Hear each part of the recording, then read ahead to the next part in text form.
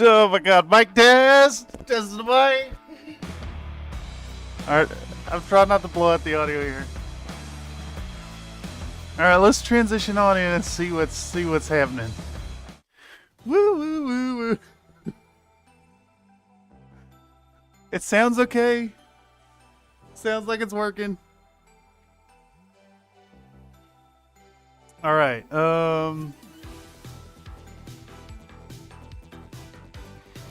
yeah, let's get to it. Let me clear my head and...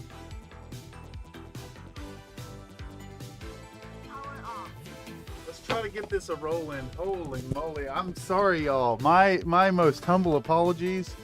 A discussion has just broken out on the Discord server. That... Well, it started with an innocent comment, and it made my blood boil. Evidently, there are jackasses running a major tournament for battletech, which is already kind of antithesis to the spirit of battletech to play competitively. But evidently, the people at the Adepticon are gatekeeping folks and only allowing official models, which is absolutely disgusting.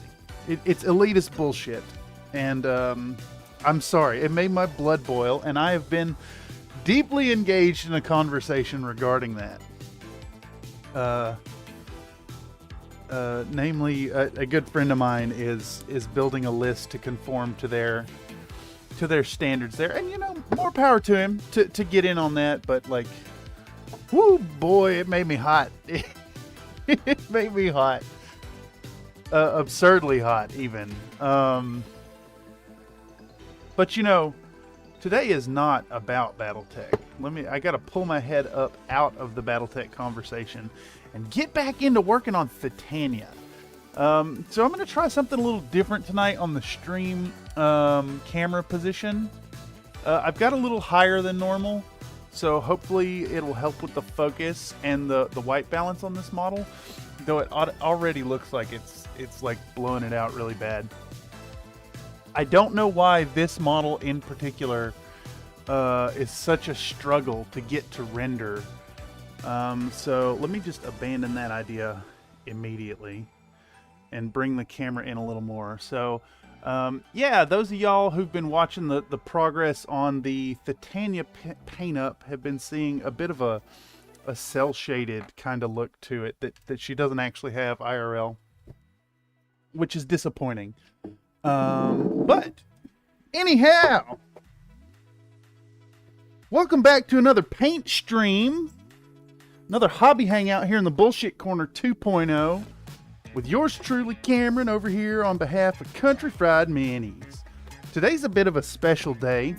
This actually marks the 25th paint stream we've had on the channel.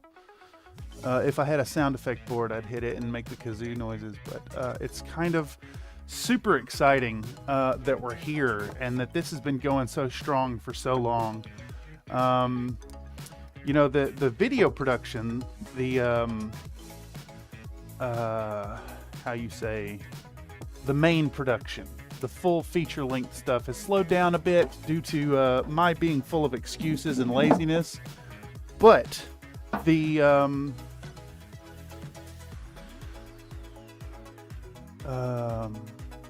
my brain just shut off for a second. The stream production has been chugging along, and I'm really excited to get back to it. We've got the paint stream every week, and now I've been getting back on the workflows. So if y'all have caught those, they're a great place to get some direct input into what's going on into the video production beyond these streams here. So hoping to settle on something like 2 streams a week, but I have regrettably been allowing the stream schedule to kind of hurt the video production, and I'm going to do my best to slow that down. So without further ado, we're going to do some more streaming tonight. I'm having to do a little cleanup here. I still have some oil stains on this mat from my last project, so I've hit it with a little bit of the old mineral spirits here. And now we're gonna hit it with a little bit of alcohol, 99% isopropyl. Howdy, another Nate. He wants to propose an experiment. I'd love to hear all about it, good sir. Ooh, them fumes. Oh man, breathing in all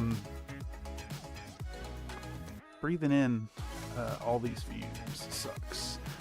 I also just realized I need to grab my phone and the tripod real quick. Because I film painting Titania. So 1 second, let me grab that. Let me turn on this, and I will be right back. My apologies, y'all.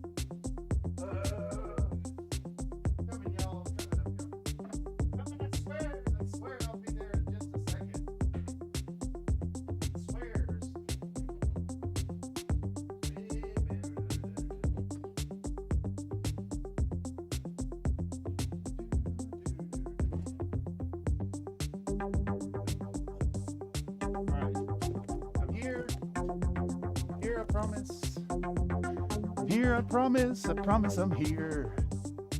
I promise I'm here. Okay. Coffee's here. Phone's here. Tripod's here. I have a suggestion from another Nate to cover up the lamp reflection with the paper towel again and bring Titania back into frame. Let's give it a go. This will be if this works,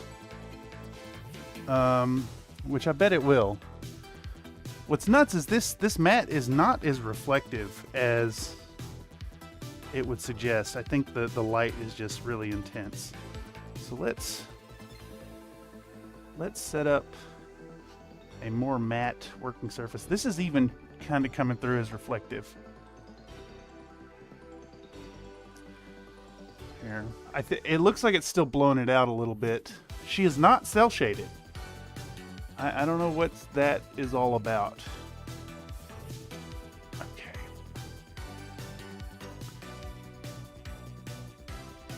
I mean, of course, another issue here is like it doesn't want to focus on the model, which has been troubling. So far, it's been fine working on battle mechs, but Titania has been bewildering my camera. I don't know, is that any better? Smooth and human colored? Yeah, I guess so. Okay. Anyhow, let's actually get some painting done, y'all, tonight. I've been kind of wrestling with what hair color to go with for Titania, and I was gonna give a nod to the sword and paint her up with quote unquote flowing hair as dark as wine, but I think that in that she's a voluptuous human barbarian, she should probably be painted up in a nod to Red Sonja and get shockingly red hair. I don't know if Red Sonja actually has hair, red hair, but like to evoke that in the mind of the viewer is what I'm going for. Also, I think it is officially time to retire this dead piece of hydrofoam. It smells a bit of mildew And we're going to put a new one in it tonight on stream. Welcome, Comstar Knight 36 is yep. Thanks for the confirmation there. I think we're gonna make her a redhead, and I think that'll put some nice contrast in for the purpley tones we've used, purple and blue tones we used on the base coat for Titania. Yeah, I'm excited to get to it. Sonia had regular coppery hair. Okay. Nothing a little alcohol won't fix. Yes. I keep a whole bunch of the 99% on hand for my 3D printing. Every now and then I have to dump out quarts of it and refill my dunk tank. All right, and I think this here towel is still good to be used, so we'll keep it to the side. And let's put down a fresh, oh, so good. Put down a fresh piece of hydrophone. Definitely red, but not fantastically. Well, this one probably will stray into the territory of a little more fantastic. I'm kind of leaning towards making a case for some contrast paint in a try-hard paint job. And I think I'm going to start with a base tone of Blood Angels Red. All right, let's get this brand new sheet hydrated. I should have filmed this, but it's not important to the story, really. Give it a good saturation. Some day one cleanliness. Not like Bico. I'm not familiar with this reference.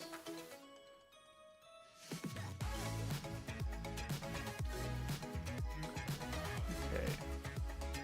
Let's try to get that crease going. And you know, I think we're gonna end up doing like glazing work again tonight. So let's keep this good and saturated. And I'm to my last sheet of pre-cut parchment for this. There's a hair. All right. Okay. Project ACO, anime from the 80s, right? I am sadly uneducated when it comes to anime. I watched a few as a kid. I had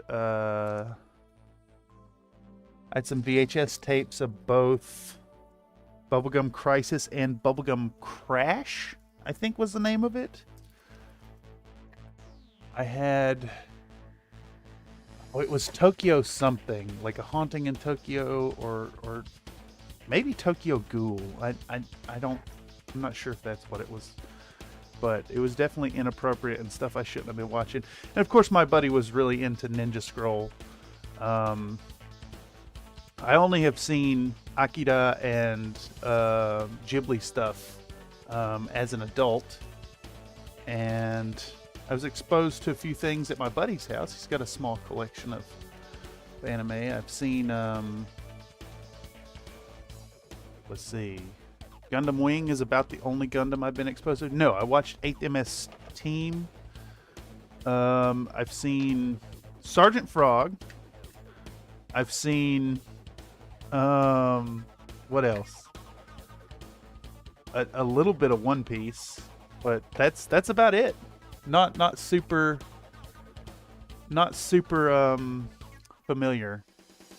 Okay, so I'm thinking that we want to start with, this is going to be tough because I'm about to saturate this hair with red. Oops, I'm out of frame. I'm about to saturate this hair with red and have to be very careful to not touch it. Yeah. And I'm also realizing here I don't know if this detail's coming through, but I thought this was some kind of cloth wrapping on her arm. And I think it's actually 2 gold, what do you call those, bangles? And then she's got skin squishing out in between. So we're going to need to repaint up some of that skin there.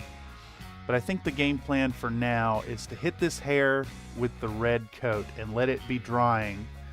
And perhaps we can start in on the base and get an all-over wash of, I don't know, maybe Griffhound Gray.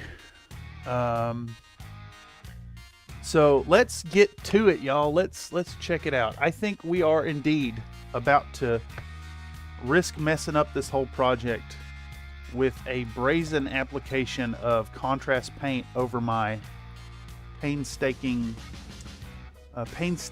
try-hard model. And I think if it works, it will be a great point for the video and serve to make the case that using these products in your display pieces is fine. And if it doesn't work, well, then it'll be a fun lesson and a story to tell. So let's jump in and paint bravely and not worry about it. Again, my apologies for taking so long to get started. How far in are we at this point? Damn, we're already 20 minutes in. I haven't even started painting. I apologize. I got very heated about the whole discussion of competitive battletech. Yeah, it kind of broke my brain there for a bit. I feel like competitive battletech, and we're back on it, is the antithesis of what the game is.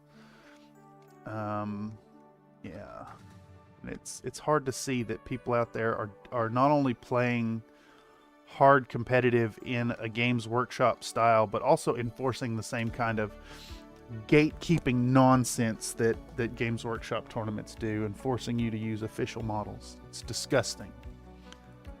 Anyhow, I'm painting too, watching along. Well, fantastic, Compstar. Please feel free to share what you've got going on.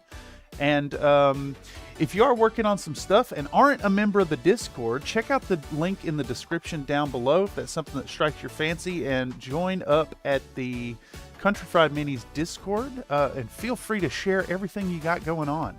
I think I speak confidently for the community to say we'd love to see what you're working on. All right, so we got our fresh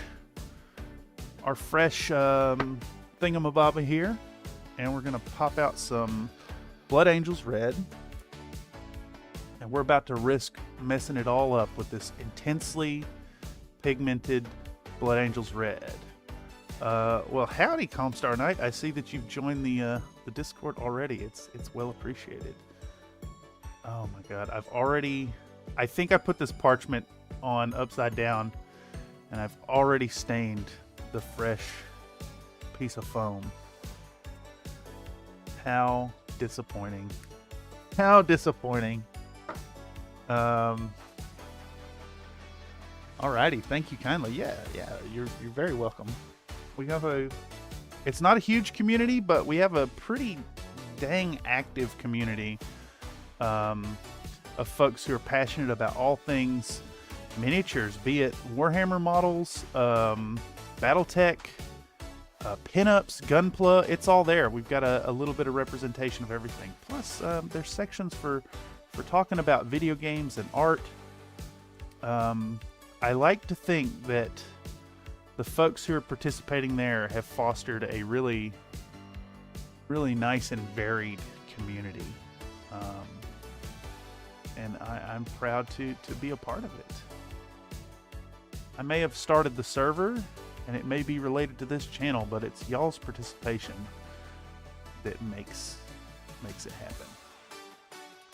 Okay, so we are applying some contrast paint to a pretty broad area here. So to kind of work against the the what do you call it? Coffee staining, the edge staining that happens. I'm going to try to work quickly and carefully, and keep that edge of the color flowing forward. And I think it's going to work well, honestly. Although this is a very strong color, I probably should have thinned it. But I'm kind of thinking that because the base coat on her hair has some variation in tone, there's a little bit of purple, there's a little bit of the bright magenta, there's a little bit of the blue, and a whole lot of the white, that contrast will work as a really nice jumping off point.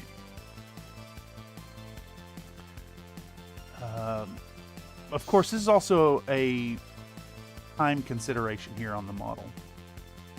You could easily turn this into 10 hours of painstakingly painting the hair, which it may still turn into that, honestly, but I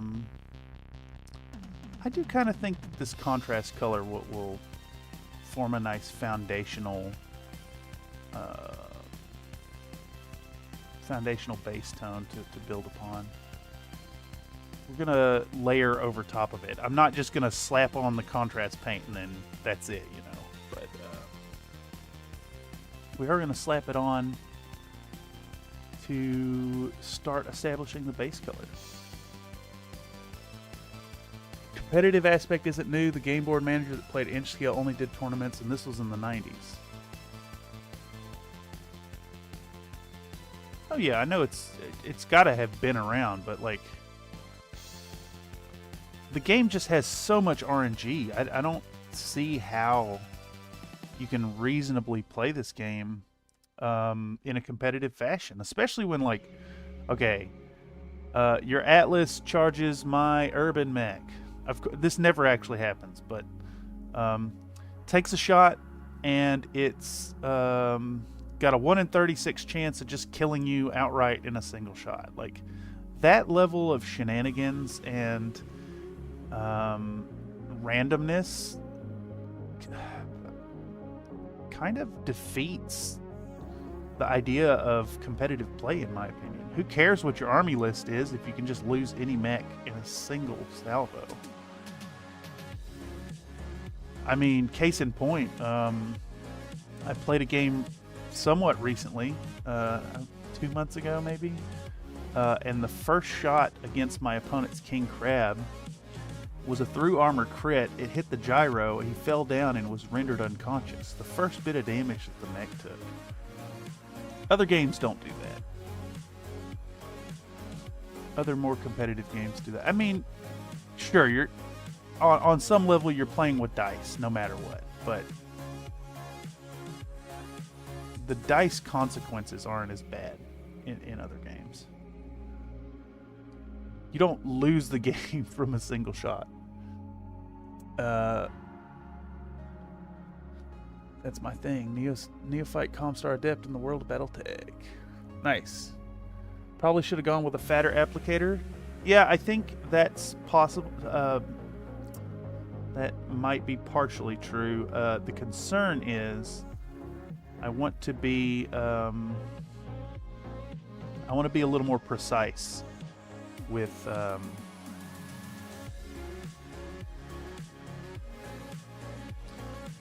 the edges of it as it butts up to the skin. I just had to adjust the aperture on my camera here. For some reason, this model in particular has just been a nightmare to light and film correctly. I think it's probably has a lot to do with my background's ability to be better lit more easily than the subject. Plus, you know, trying to balance the lighting conditions for both the stream camera and my cell phone here on which I'm recording the footage for the video. Hey, Nightbot's already at it. has said there's a company in the UK that offers being hungover as a valid reason for calling off work. They're allowed 4 hungover days per year. I don't know if that's a good thing. I really don't. They might have been using different rules. I know there are different rule sets back in the Dark Ages. I guess it's not 100% fair for me to characterize my distaste of the revelations today in just the competitive aspect of BattleTech. I think what infuriated me even more is the idea of official models only, which is gatekeeping, which is the worst, most toxic crap you can pull in your hobby. Like, your game and your experience should be inclusive and welcoming. I mean, are you going to say, no, you can't participate because I came to the tournament with a whole bunch of fabulous models from Locust Labs painted up exquisitely and are, accurate representations of the chassis? Yeah, they'll absolutely turn you away, and I think that's absolutely foul. It is the antithesis of community building. Plus, I mean, when you get down to it, the official box set, current box set of BattleTech, I'm not even talking the old editions, comes with cardboard standees. You're going to tell me that those cardboard standees that come in the box aren't official models? That's selective choosing there. It's gross. It's gross. It's really offensive even that people would act that way. But that's fine. Let them have their elitist, hard, competitive, try hard, Catalyst games only experience. It's not my BattleTech. Hell, my community will provide models for you. You don't even need models, dog. Okay, so we've got a good base happening here on the hair. I'm trying to cut in this paint without hitting the flesh. Ooh, it's tight though. All right, and now can we get on the face? Can we get the hair around the face without hitting the face?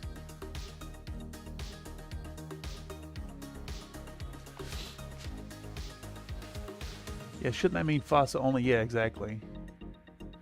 Comstar Knight says, those cardboard cutouts are fine. I use them for urban mechs and stands in my urban mech assault modes. It's hilarious. Yeah, exactly. I mean, you should be able to play BattleTech with, little scraps of paper that have chassis names on them. Oh, this is so dangerous, what I'm doing here. Let me take a moment to clean my gloves. Take a moment to clean my gloves with a little alcohol. I'm very worried about touching the back of the hair and then touching some of the skin. Obviously, this would be a great application for a painting handle, but because she's not on a base currently, I can't really do that. Wrapper, that's not a bad idea. I got something nearby.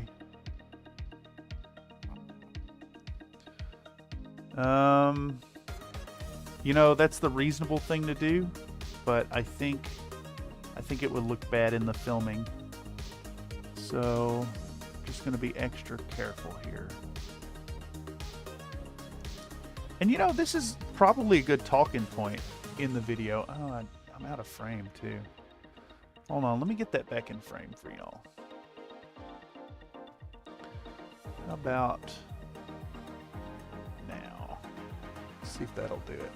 Drop her in a glove. That's too good. Concentration engage. Yeah, Glover. There was a "that's what she said" joke in there, but I missed it. No, I think you got it. Just even acknowledging that it's a possibility counts. And honestly, that's the kind of nonsense and shenanigans that I encourage here on Country from It. I mean, come on, all the jokes about white fluids, it's disgusting. I'm an utter pig. I mean, those of you who caught the last paint stream would have heard what, 3 references to Gossamer sticky fluids. Yeah, we're all children here. What is it? I'm 36 going on 13. And I'll forever be in that headspace. That's fine. That's why I play with toys on the table with my friends. Oh boy.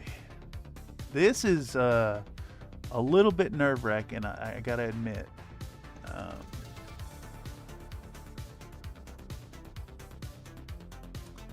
I think y'all will see in the next video coming out just how bad my hands shake. All it takes is one slip, one lapse in concentration and control, and I'll ruin some hard work. Plus, I'm dealing with some wicked threading the needle moments here.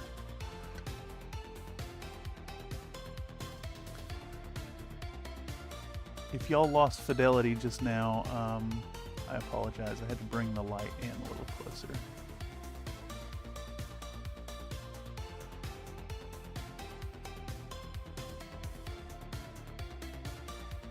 Intense concentration.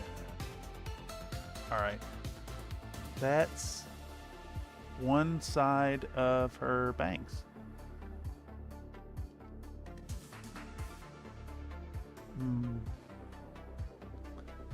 I think we're gonna have to rely on some Agrex Earthshade probably to close the gap between the hair and the face. Maybe the Vallejo Flesh Wash. I think that'll work.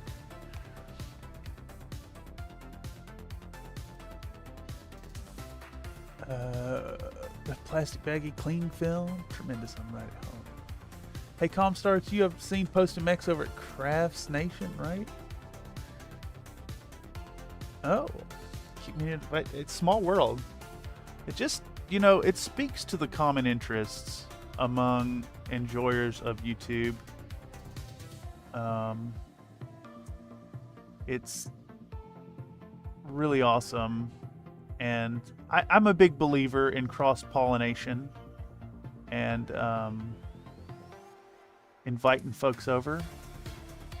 I saw that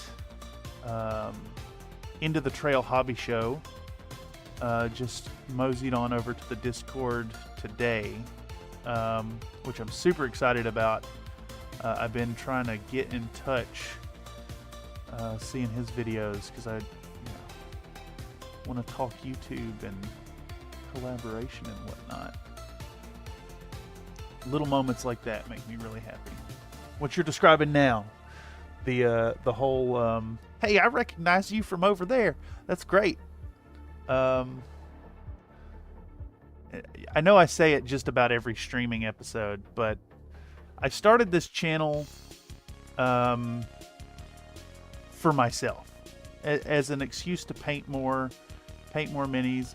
I mean, of course, I was inspired by the bigger, more successful channels to put out some fun content, and now as it's grown, it's kind of become its own thing with this community of awesome folks. I'm really lucky to have y'all stop by, and I'm very humbled by the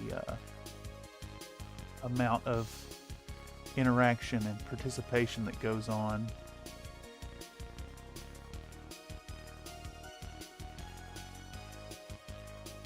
It's absolutely fantastic. This is more nerve-wracking here. So there's a bit of a seam between that glove and the hair here that could very easily go south very quickly. Okay, you know what? I think that's good enough. And we can maybe diminish the seam here between the hair and the glove with a little bit of a wash. And I think the same with the hairline to the face transition. We can diminish the where it didn't join up properly with a wash. Same back here where the shoulder and armpit join. Okay, yeah, and I think that the Blood Angels Red was a great choice.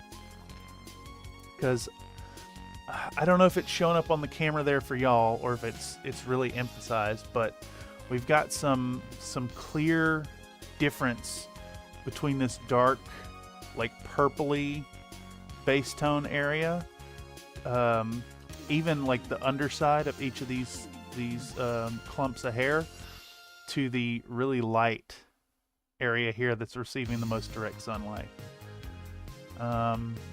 And yeah. Now I do see some problem areas that I need to address, I think, as part of our next step. I've got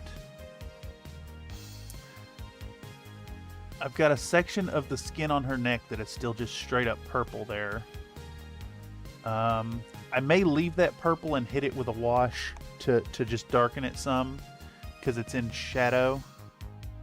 Or maybe the blue tone that I've used in the armpits and on the back.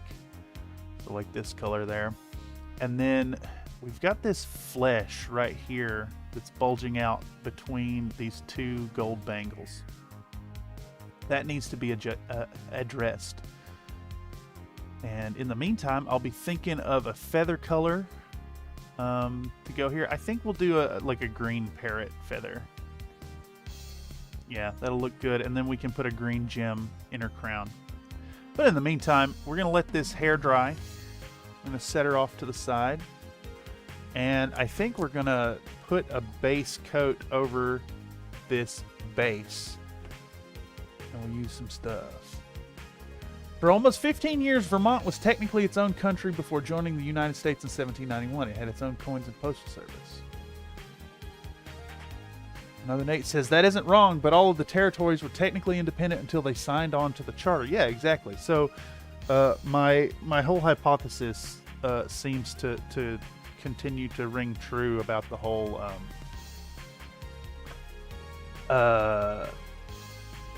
Nightbot gives us half-truths. It's kind of disingenuous. Okay. Why? This is not letting me adjust stuff. What's the problem here? Reset.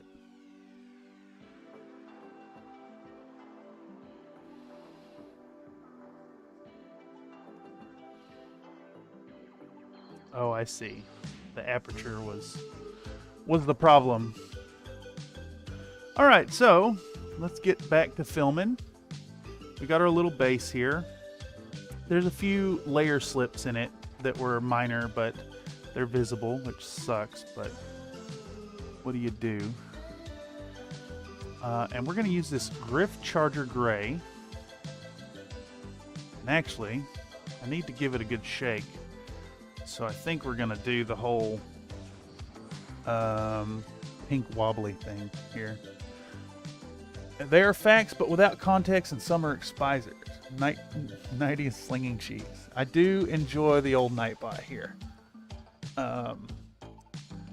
There's some other functions I really wish I could get it to do that I think I'm going to have to rely on other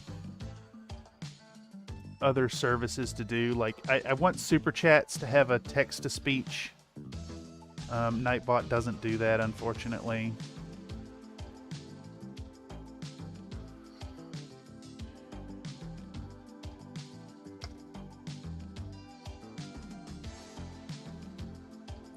Give a good shake. Good shake of my Griff Charger Gray. Let's do it upside down even.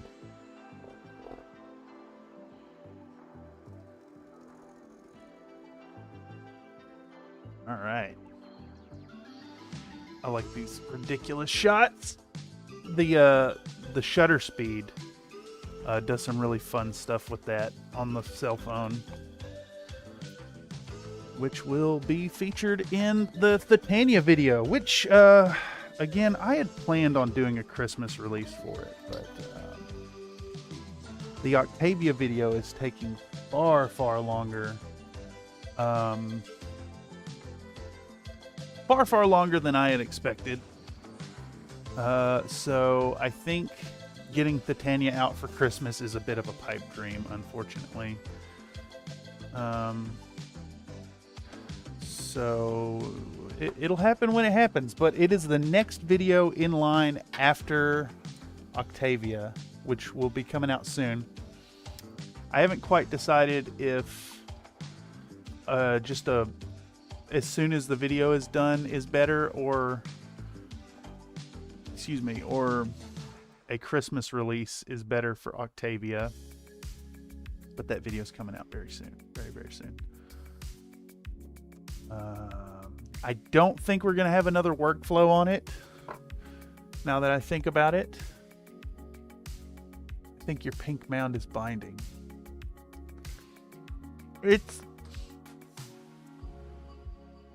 I think it may be a matter of just being a low quality. I did only pay $30 for it.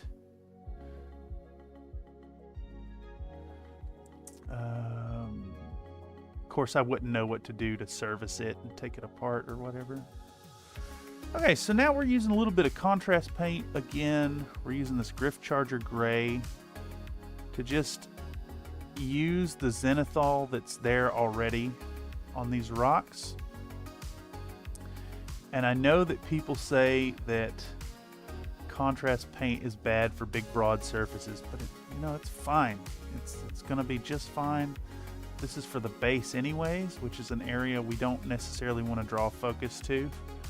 And I just want to get a nice even gray hue over all of it, and then some darker color in the crevices.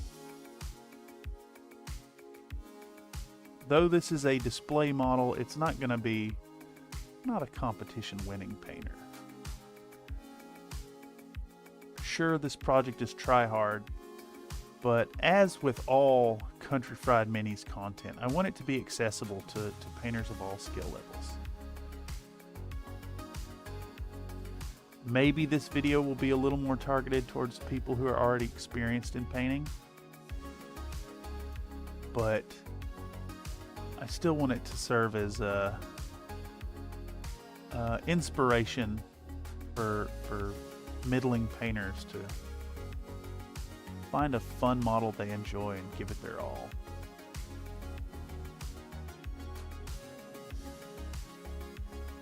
Probably put in a clip as well about Twin Goddess miniatures and the offerings they have there.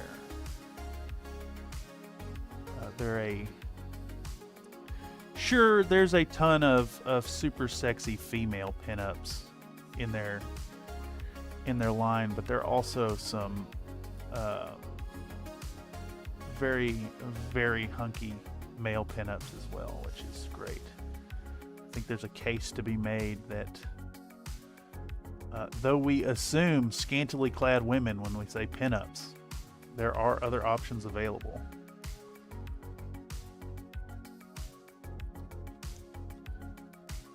But that said, a pinup is a great thing to add to your collection. For one, they're usually in a bigger scale, so you get more area to play with and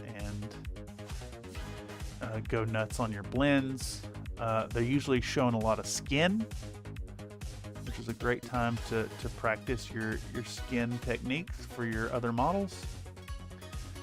And they just make for really good display pieces. My argument in the in the final video will be more eloquent than that, I promise. But that's kind of the bullet points, what I'm going for here. I'm sorry, I've been off frame there that whole time.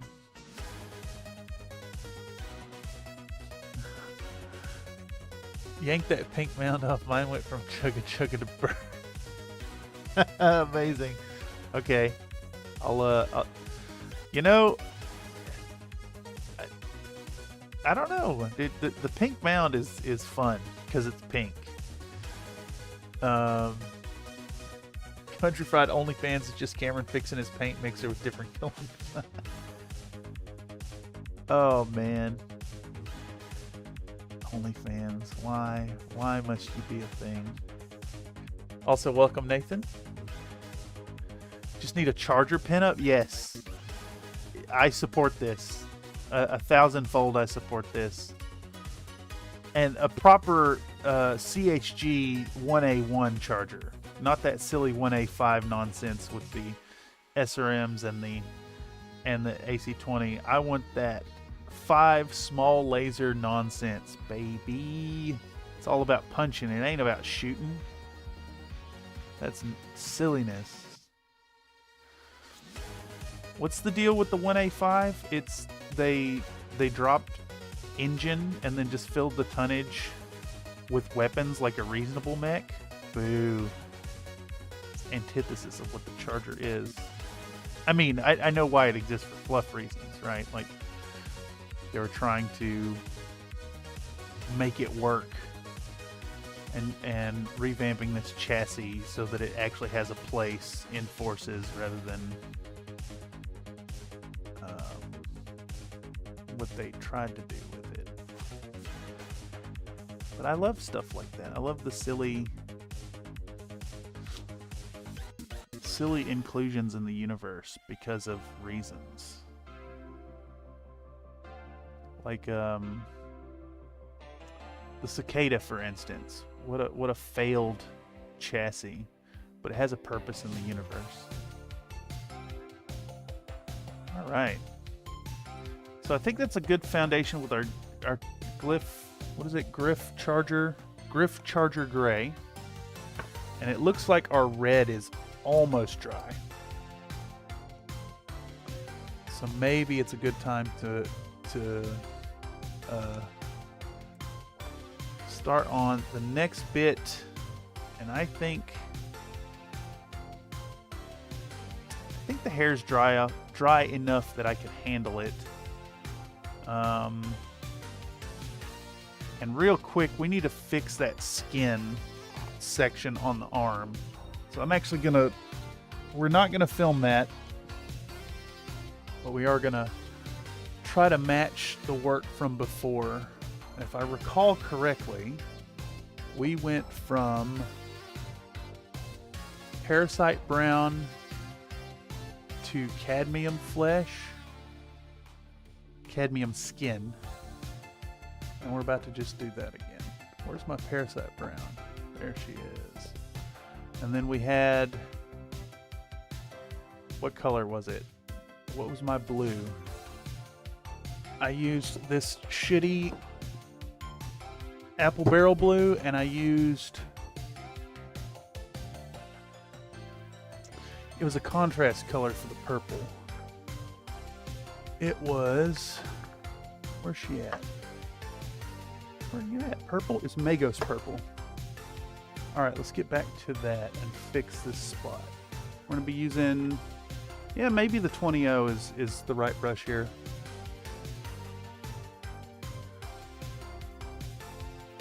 You might even be able to remedy the situation by just pinching the middle and pulling a bit just till you feel it move.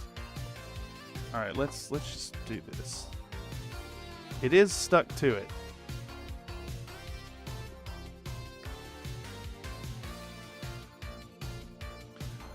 Let's see. I'm afraid I'm just going to break it. Let's just do it. Let's just do it. Worst this happens is I'm just out a little bit of money is there. Okay. So I've got a plastic thingamabob here that I think this whole thing is integral to the functioning of it. Doesn't look like it's going to peel off. Not without cutting it, at least. Let's plug it in and see the difference. First movie ever to put out a motion picture soundtrack with Snow White and the Seven Dwarfs. Yeah, I remember that being a true fact. Comstar Knight 36 says, I prefer the CGR as a rock'em sock'em. Played again with Charger 1A1s. 8 of them. It was glorious. Yeah, exactly. Oh, squish it back on without the lip here. I see what you're getting at. I see what you're getting at. Okay. Let's see. And now the thing should just float. All right. Let's see. Let's see if we can notice a difference. Plug this in and zip this on there. Let's see if it goes burr.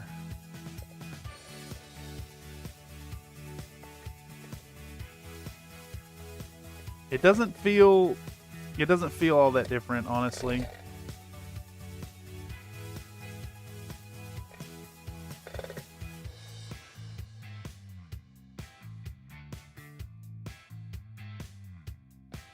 See if we feel a difference here. No, I don't think it's actually limiting it. It's just, I think it's camera artifacting that makes it look slow. Yeah, it's a paint shaker. It is indeed a paint shaker. It's a vortex mixer, a real cheap one I got off of Amazon for 30-something bucks. I think someone shared the link in the Discord at some point. Like, you could search for it, but I'm not sure where exactly it is. I can't quite.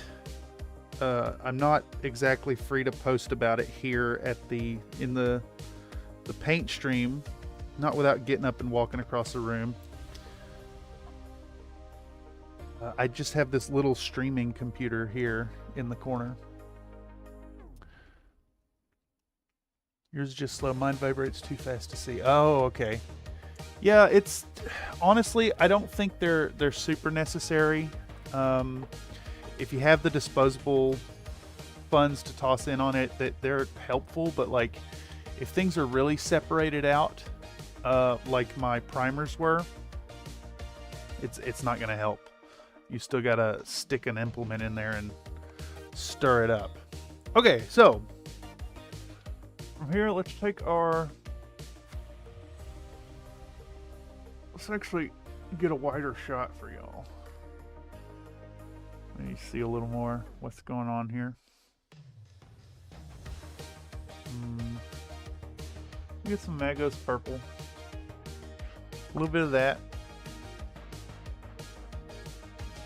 Don't need much. I'm just doing a little bit of skin here. And then we're going to take our Apple Barrel Cobalt Blue, the cheapest of cheap paints. This bottle is also at least 10 years old. It might be 15 or 20 years old at this point, and it still works just fine. And then we're going to take our Parasite Brown, and we're going to put out a little bit of cadmium skin. And I don't think we need the pale flesh. I think we can just use the cadmium skin as the color, as the brightest color. And now I need a pipette, and let's put a little clean water on the palette up here. And we'll do a little bit of water for each one.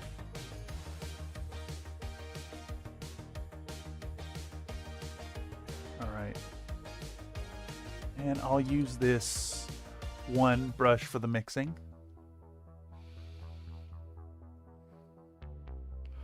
Or weak elbers. I got weak elbers. Can't play more than one round of darts without days of recovery.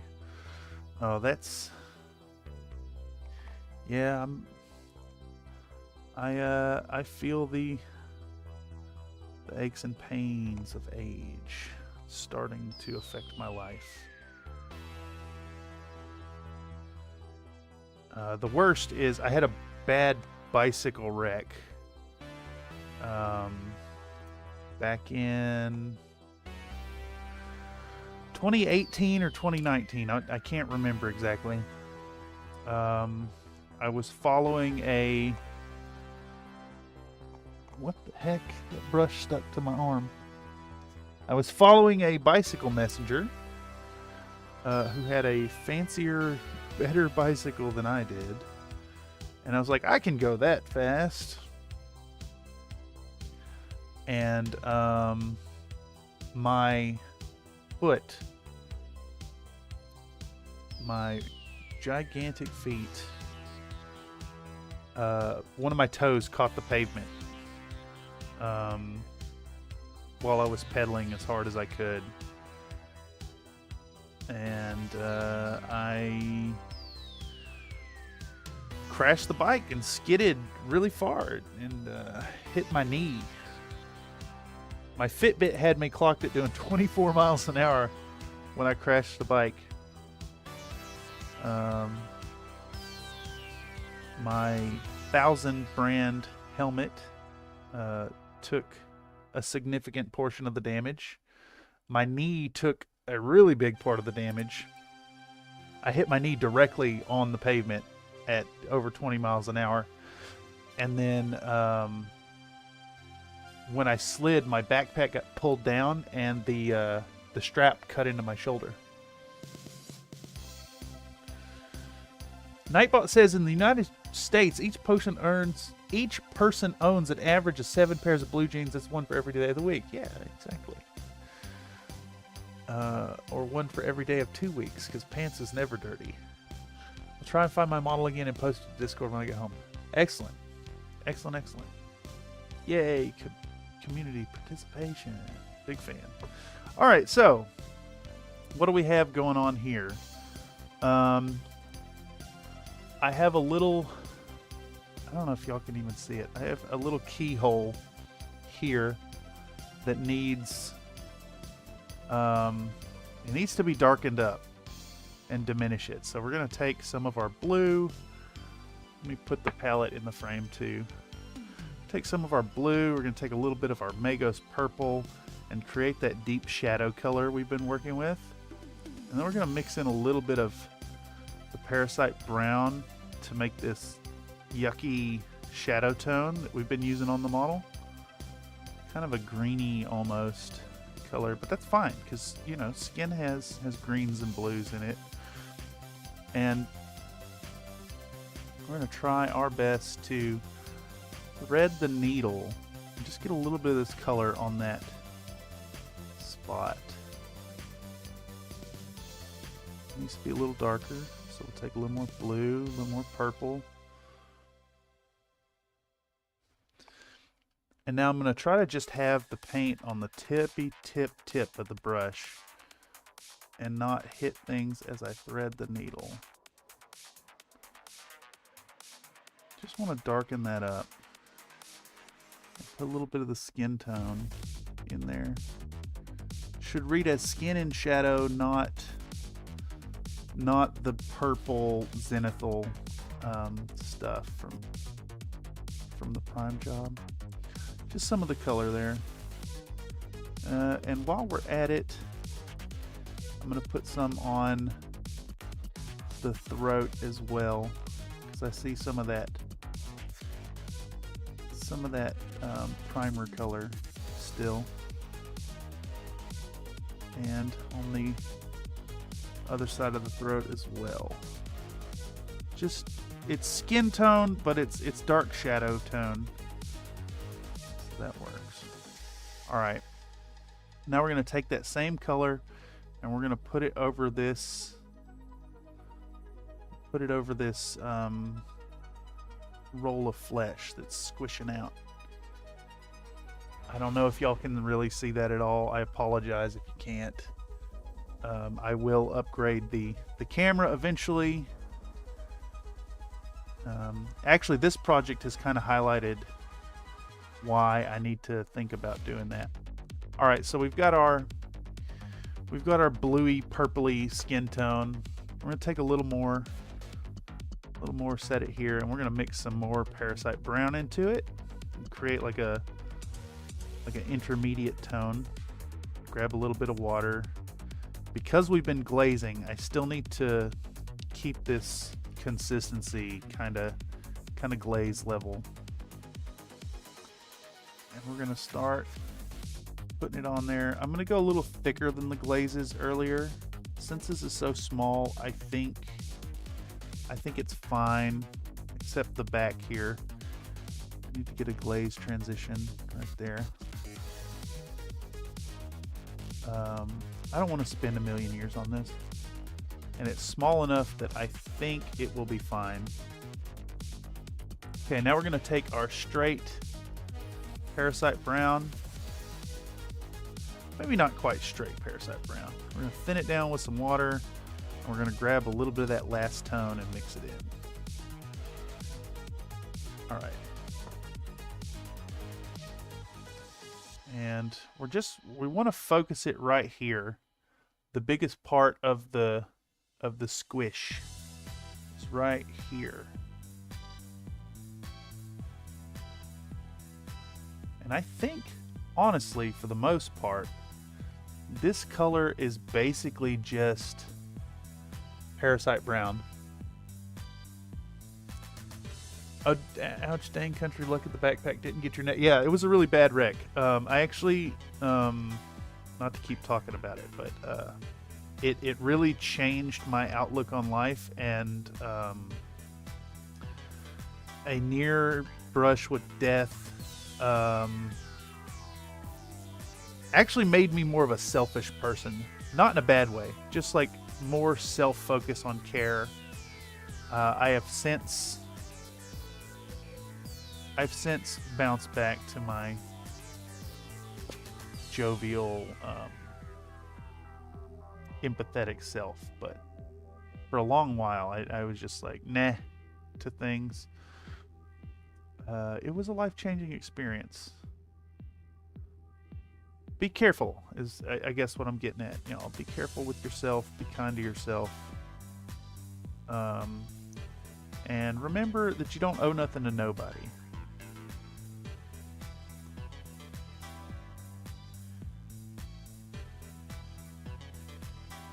I got a little dot of red there I needed to correct.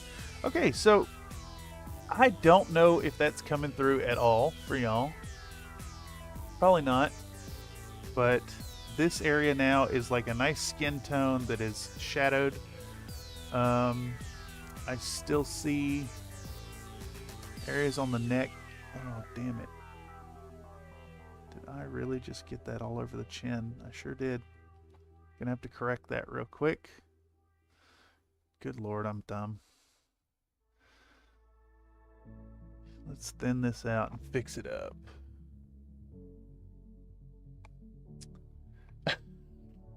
I just tried to hold her closer to my face like that would change focus. Yeah. Oh, that's so funny. Okay.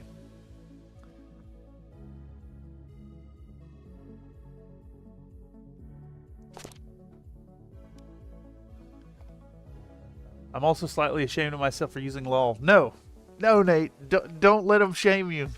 Lol is the word. I can't remember where it was, but recently I saw someone talking about how millennials end every sentence with lol, and my response to this comment was to use the word lol. Very funny. I thought it was, at least. Okay, so I see another little spot of, I don't know how, but I got blue paint there. So while I'm working on flesh tones, let's try to do a little color match. Looks like I need a little more parasite brown in that. Blend that in there and cover over that little blue speck. I don't know what the hell that is, how it got there. Okay, so we've got the skin done now. Like for real, for real. Actually, while I'm at it, I want to deepen. I don't know if y'all can see there. Probably not. The small of the back is a little bright. So I'm going to mix in a little bit of this deep purpley tone and put it in there. Try to darken that up some. I think we may have to correct some of this with washes later on. But the small of the back should largely be really, really dark. That bluey, purpley tone. Alright. And then maybe even this bit right under there. And then we'll feather that edge. Yeah, looks a lot better already. Okay, so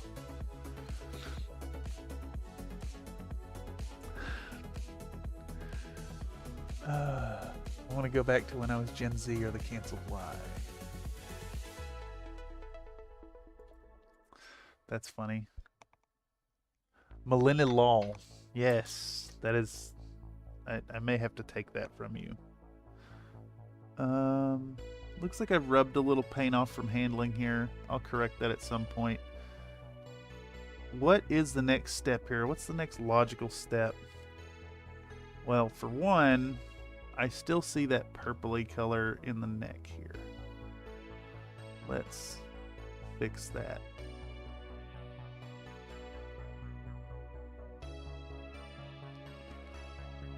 I think there's a little bit of skin showing here that has been painted red.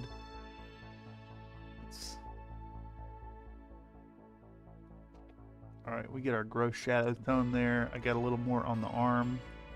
So we'll lick it free.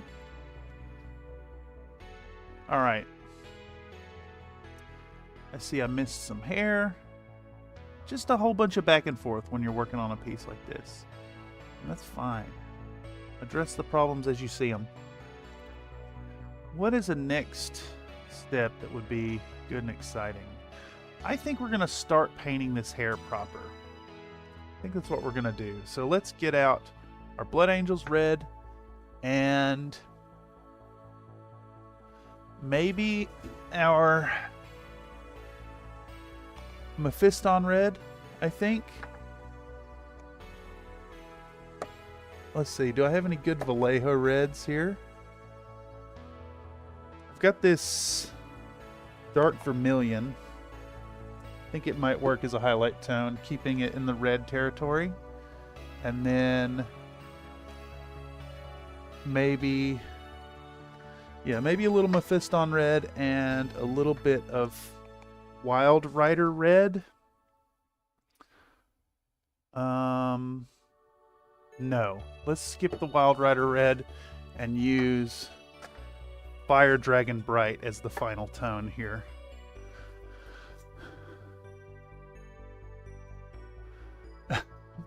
Apple Barrel Paints and Boots with the Fur, the whole channel looking at her. Yes, the cheapest of the cheap paints. Also, welcome Charles Fist. We're getting a little more work done on our pinup tonight. We got a good base tone for the hair now with Blood Angels red. And we're about to continue with that step now, I think. X is just it's such a cool letter. Yeah. Alright. Nightbot claims that after Christianity, the largest religious affiliation in the U.S. is Judaism. I believe it. I do indeed believe it. Okay, so let's do the same deal and start filming this thing here. Actually, how do I reset this? Reset the exposure. God, it's just like the exposure is so bad. Even this camera don't really know what to make of it. I'm having to set the aperture manually strike a balance between working on this surface with this camera for y'all and then working with the camera here. So we're going to do Blood Angels red, Mephiston red, Dark Vermilion, and Fire Dragon Bright. Bit of the same as we just did.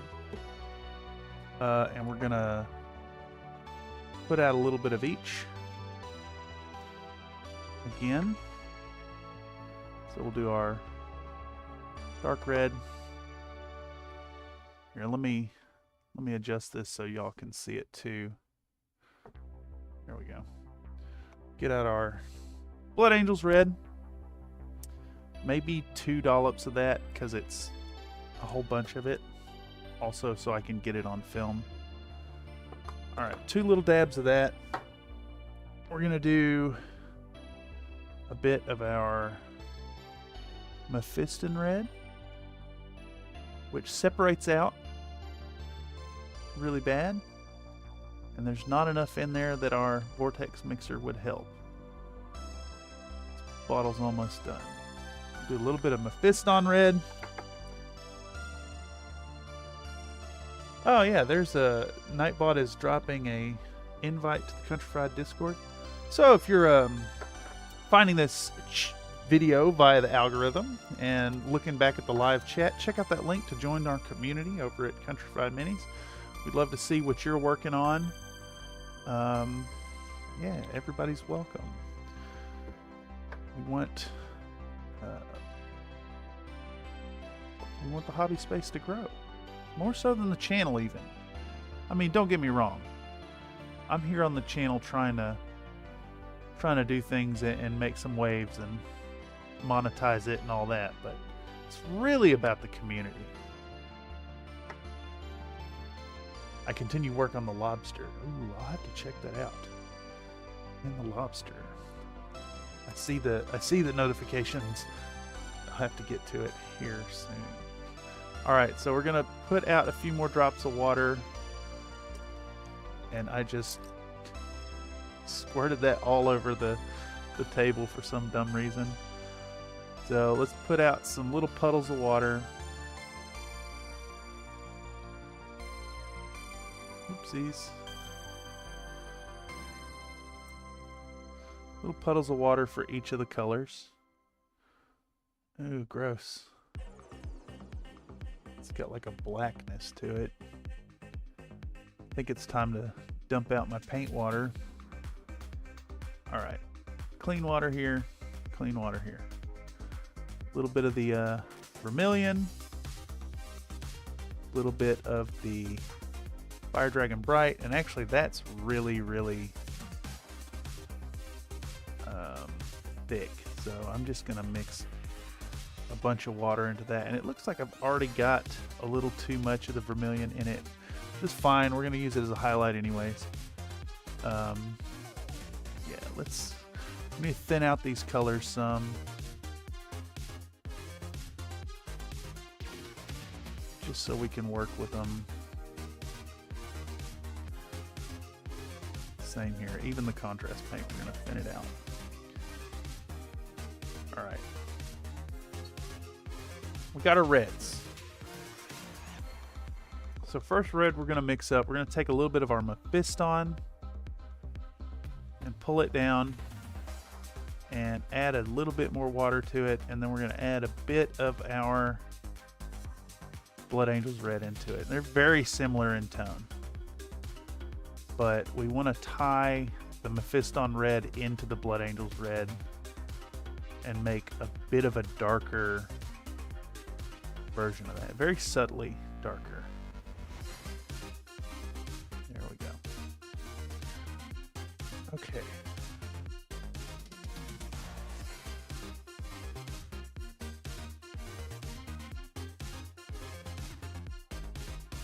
Okay, so I think I need to adjust the aperture even more. We're just gonna try to follow these here shapes that have been kindly outlined for us by the contrast color. Just going to follow the general patterns of the shapes. And it's honestly pretty thick coat of it. We're not trying to necessarily glaze it.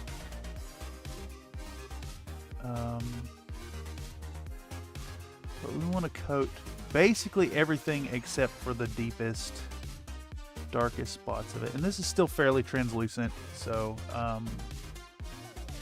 you'll see the previous color underneath it. But we're going to just enrich. Just going to enrich the red that's there.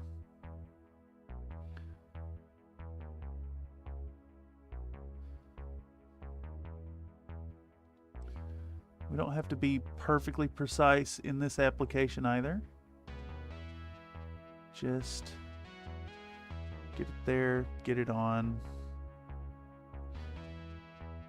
Make sure that I'm actually painting the model in frame so y'all can even see what I'm doing.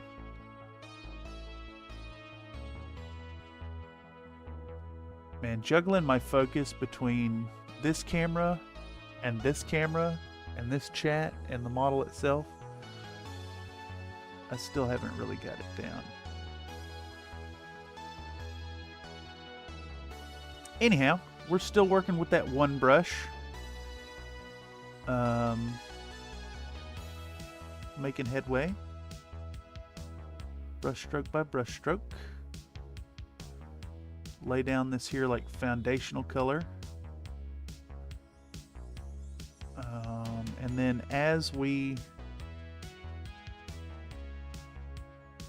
put more layers, we're going to focus the upper layers on the brighter areas. I mean, obviously, right? But I think it's worth reiterating that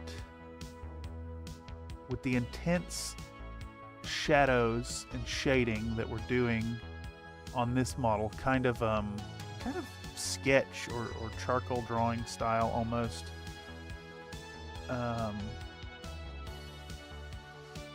You'll see as we put on layers,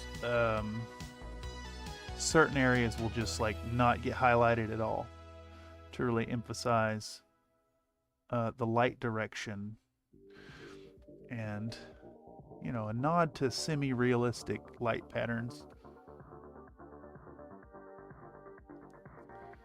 I think I still need to go even further with this. I just cannot film this in a satisfying way.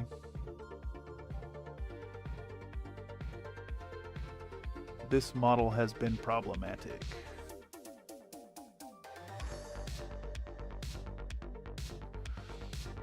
Okay.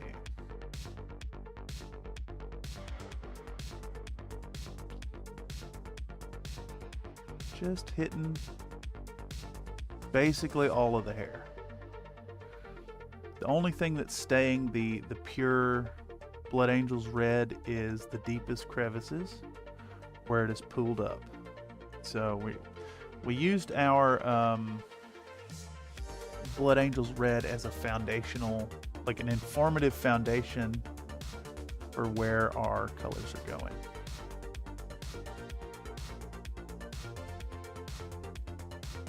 And from here we're building up this Mephiston red. See, I have something stuck to the front of her hair there? Maybe a piece of fuzz I didn't notice before. Let's pull it off with these tweezers.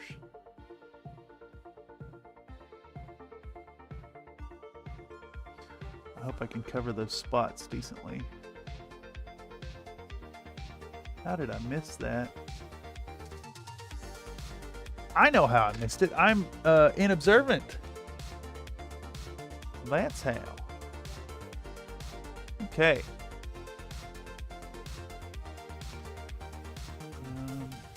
All right. So continuing with our Mephiston red, and actually, I probably should have started on the underside of the hair.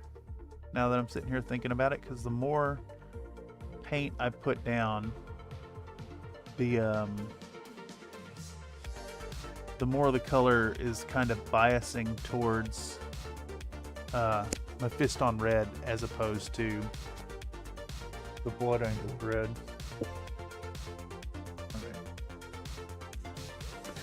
Okay, now that I got some footage, I can turn this camera off while working.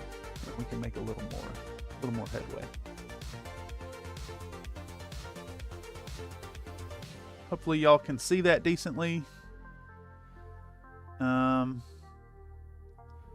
yeah, I think I'm gonna have to mix some more of this color up.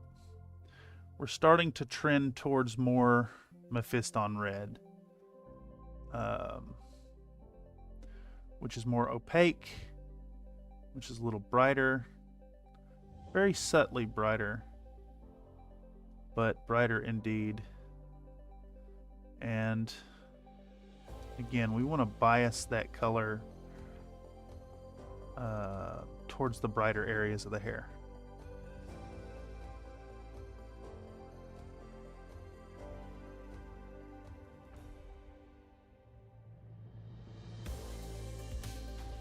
So like top of the head, obviously, even though it's it would actually be a little shaded from the position of her gloves and the haft of the axe. It's still a focal point on the model, so we want to maybe exaggerate the light on it a little bit. Even down to this curl here, although that's in the armpit, so we might not even put any highlights on that at all. Yeah.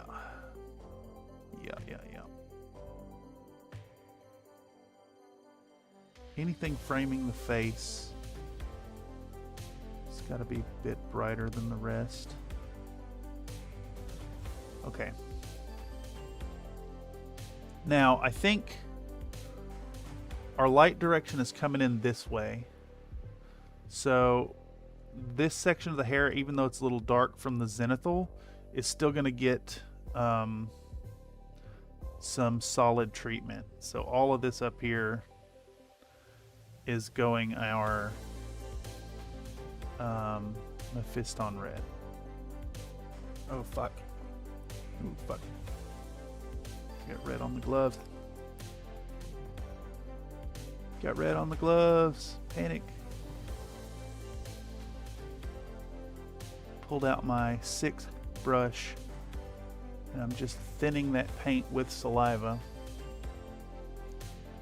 and removing it swiftly. Again, I do not advocate licking brushes, but you know, there are times when the brush works. Sorry, second lag between messages. Yeah, it's no worries there. So I'm using a bevy of brushes here. We got the 4 for applying base coat and removing problems. We've got a 2 for precision application in a large area. We've got a 1, which is what I'm working with now for even more precision application and smaller zones. And then when I'm doing detail work, I've got my 20-0 liner here. These are all rounds, I believe. Yeah, these the numbered brushes are rounds, and then the fractional brush is a liner. They're all Princeton Art and Brush Co. The 1 is from a Princeton Select pack, but I think it's the same. Well, I guess the difference here, these are maybe nylon. I'm not sure. They're synthetic, but they're the white material. I'm not sure what they're made out of. And the 20-0 and the 1 are golden Taklon. Princeton brushes are really good, but they wear out really quick. He totally advocates tasting paint in the process. Yeah, I lick my brushes. I'm a brush licker. I'm a compulsive brush licker even.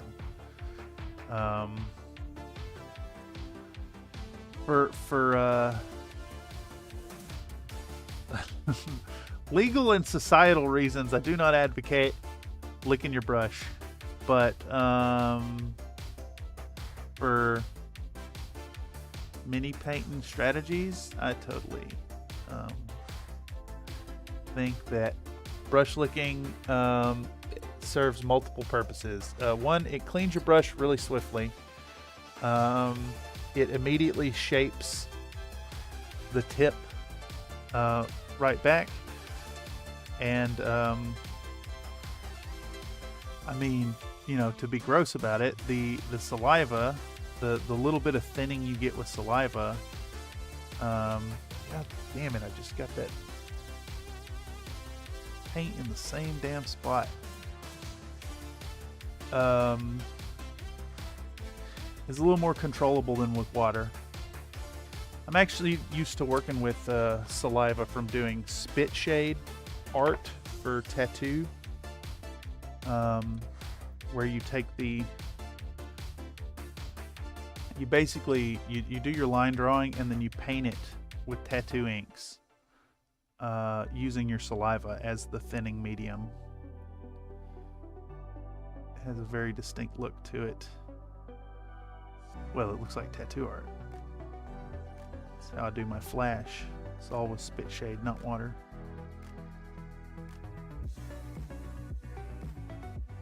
Kind of mimics the action of the machine.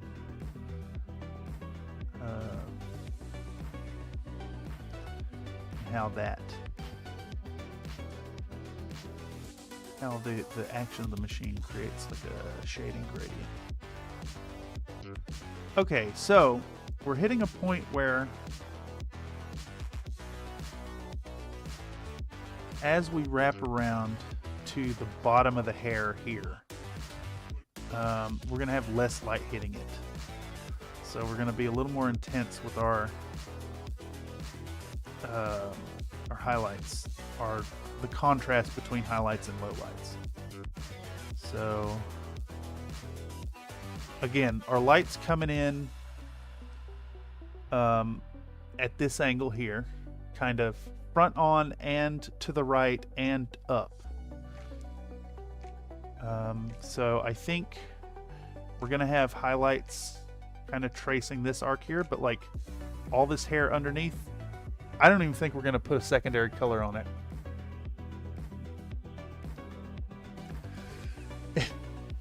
If you watch Squidmore painting time lapses, they eat more paint than I can afford to buy. Yes, I must consume the paint.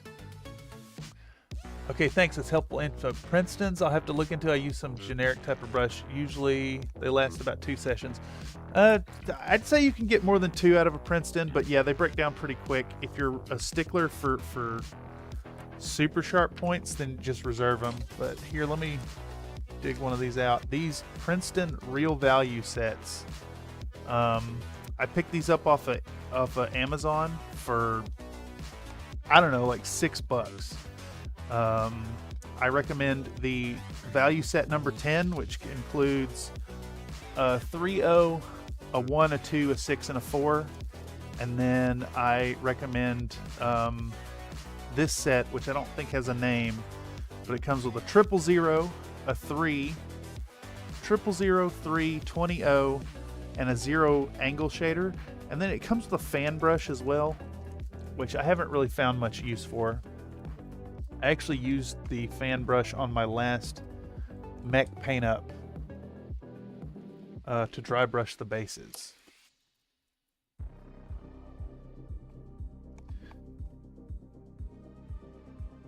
Nathan says if you use the same cheap brush from start to finish, it'll dry fast. Also clean them well when you're done painting. Just a little paint in the ferrule will split the tip of any brush. Yeah. The big downside of the Golden Taklon is like it lasts for a while, but the tips curl really fast, and it's more or less impossible to revitalize them once the tips curl real bad. But that's fine, because it's like $6 for a whole pack of them, as opposed to like, you know, $20 for a single good natural hair brush. Plus, unfortunately, you cannot have natural hair brushes good natural hair brushes, I should say, without some measure of animal cruelty. And I can't stomach that myself. So, as a side effect to my personal choices in what I support for animal welfare, I don't have access to sable brushes, which are arguably the best. Just yeah, I'm not here to crusade. This ain't about that.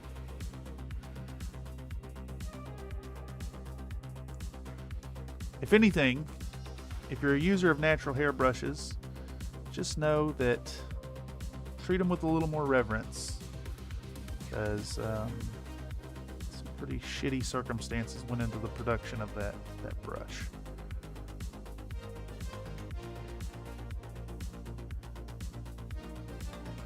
Anyhow,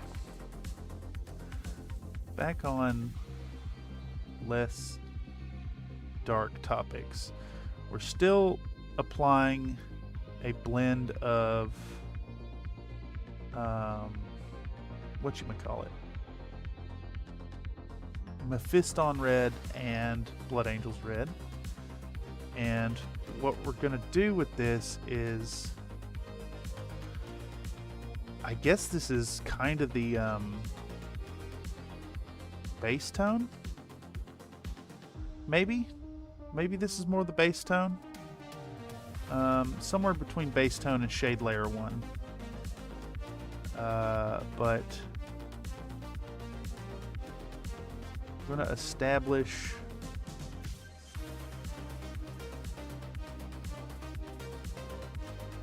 what will serve as the base color in the bright areas, as well as a highlight in the darkest areas with this color.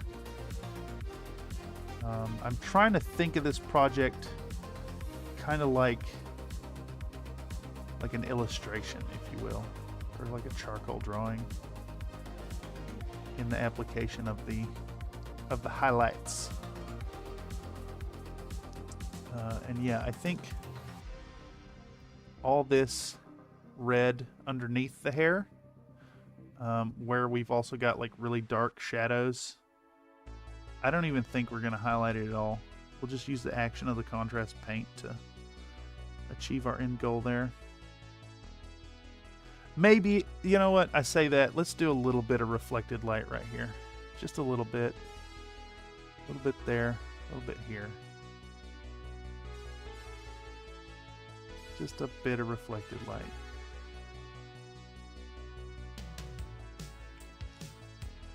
Not much, very subtle.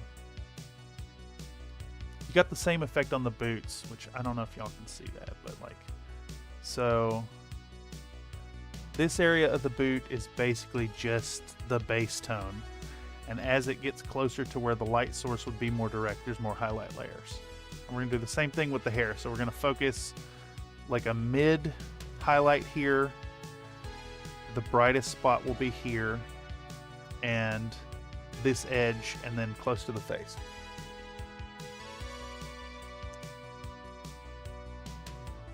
I'm pretty bad at keeping paint on the ferrule.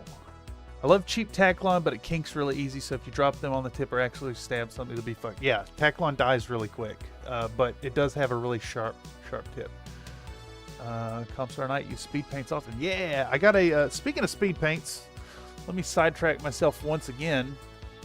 I have an upcoming mini series of videos that I want to do of catapult through the generations. So we're going to paint 5 generations of catapult mechs, official models, and we're going to use and give an earnest review to the battletech speed paint starter set and paint them in the 5 colors of the great houses in 5 generations. It'll be super fun. The first one up is the 1987 Ralpartha lead Long Boy. Has anyone tried squirrel hair? I don't mean hurt it, but just find one that got buttoned by a hog or something. I'm just joking, by the way. pretty sure Flow Improver damages nylon bristles in some way, so things like washes, contrast, speed paint definitely be. Yeah, I mean, speed paint's gonna kill your brushes. And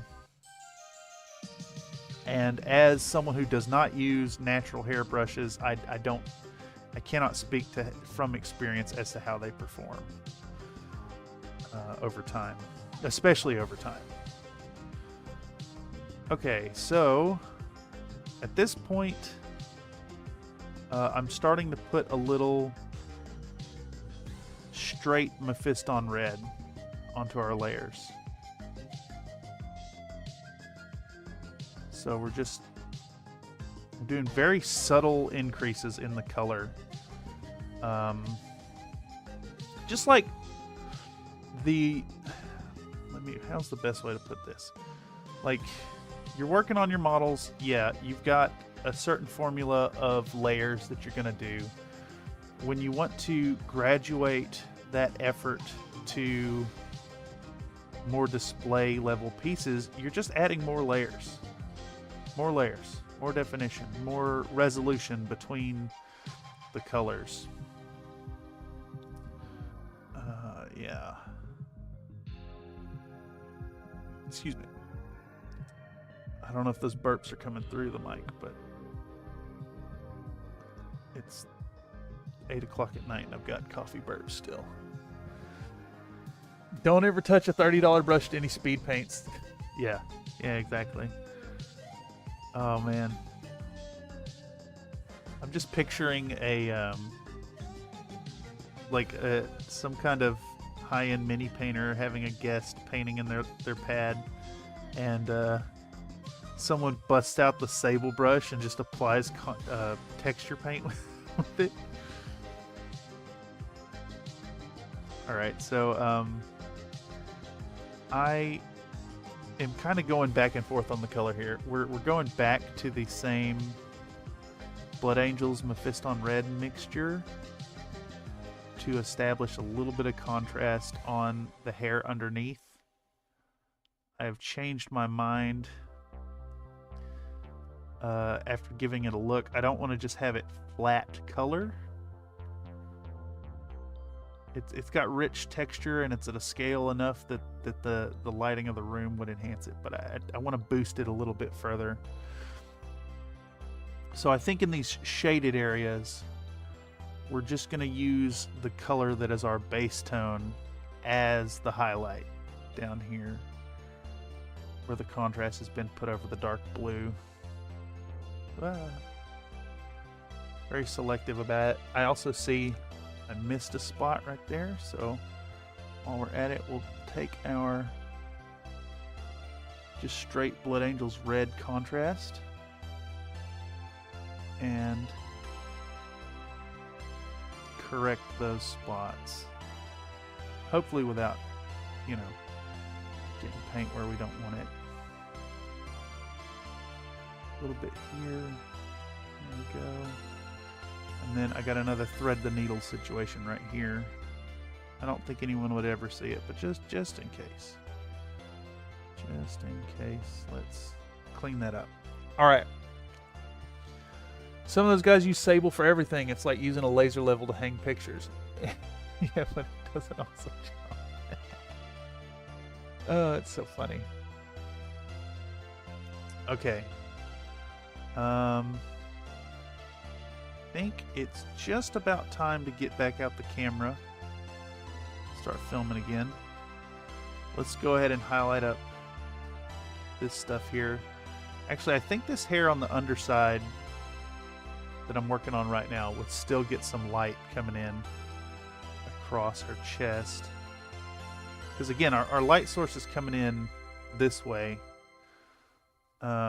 So this face and this facing would all be pretty bright.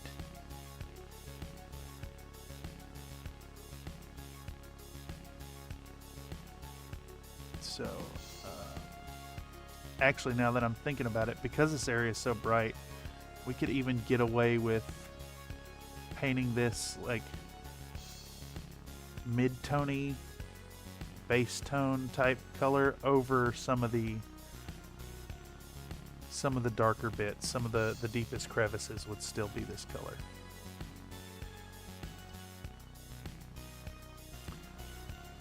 You know, if you've ever done any kind of charcoal drawing, oftentimes the tone of charcoal you use as a highlight in a darkened area will be like the darkest color in a bright area. If that makes any sense. Which, if any of y'all out there are interested in drawing and haven't tried out charcoal before, I recommend it.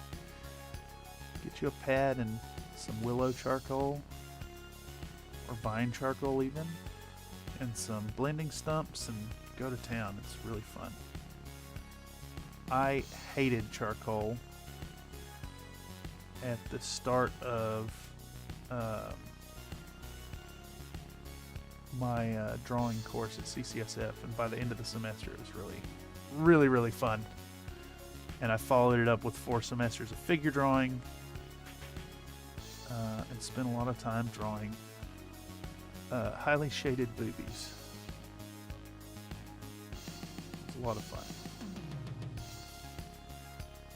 Okie day. I think... No. We still gotta do hair around the face. I was just gonna say I think we're done with this color, but not quite. Not quite yet. I've already done this. I may have already put paint here, and I'm just insane and have forgotten. Okay. Yes. Now we're gonna get back out the camera.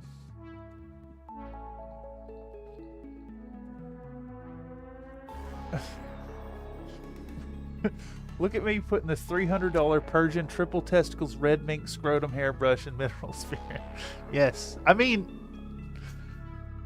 that'd be a successful YouTube video.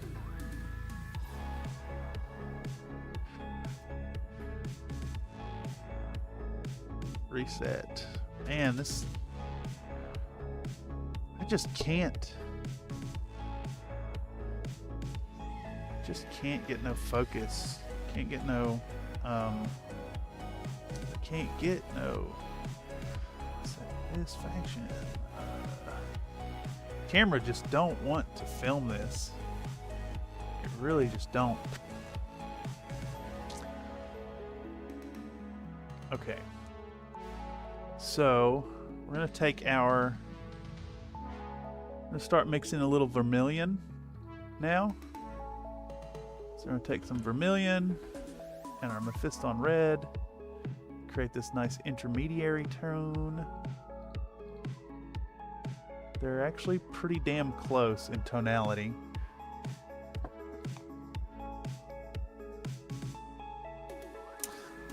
Good day, all. I'm here for the tail end. Oh my goodness. Howdy, howdy, Iron Elemental. Is it not like the wee hours for you?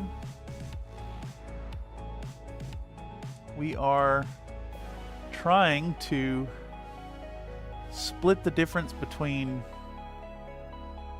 the white balance and exposure on the cell phone with which I'm recording this and the webcam. Blending in a multi-step operation with various red shades. Going with a comically red hairstyling for our barbarian, in a nod to the idea of Red Sonja, more so than the truth of it.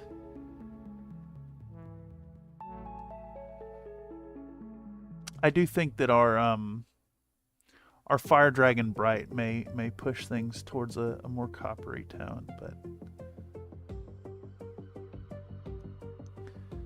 it'll look good. It'll look. It was a choice. So here we're working in our Mephiston Citadel Mephiston red with Vallejo dark vermilion mix. And then once we do this, we'll hit it with probably a straight coat of the dark vermilion. And we're just going to skip all of this down here in the darkest spot, not even touch it. And this will probably be the last highlight layer on the darkest portion of the hair back here. I think some of these sharpest edges here on the underside do need a little bit more reflected light, so we'll do the same. Hit them with a highlight of this, and then probably have that constitute the last coat they get at all. Just want to put some definition to the edges.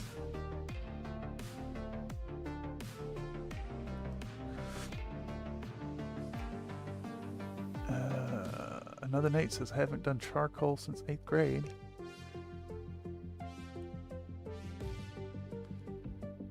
I gotta recommend giving it a go. It's real fun. Real fun. Titania's becoming a redhead. That's cool. That's how I imagine her too. Yeah. I was gonna go with a really dark, almost black hair. There's a line in one of the songs by The Sword where he describes the lady with blowing hair as dark as wine, and that was my original intention, and I kind of felt like that was maybe a little bit out of my skill level to do a nice, really dark hair and still give it enough definition between layers to read as try hard. So instead, gone with this red, which I've used a similar approach of this color in my Infinity Forces. One of my Gulam infantry models has this like red hair, and I liked the way it turned out. So we're doing the same thing now, but the colors are a little different here. I didn't have the dark vermilion then. I have now. It's not even a color I had heard of before from the Vallejo line. I picked it up for that Urban Mech Lance commission I did some time back. It was a lot of fun. That's another one of those projects that will turn into a video eventually. I've got footage from it, so we'll do the Urban Mech Lance at some point early in the new year.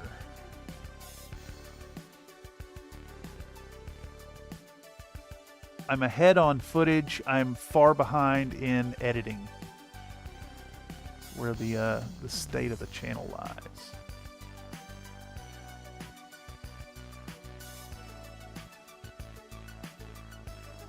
It does take ages to get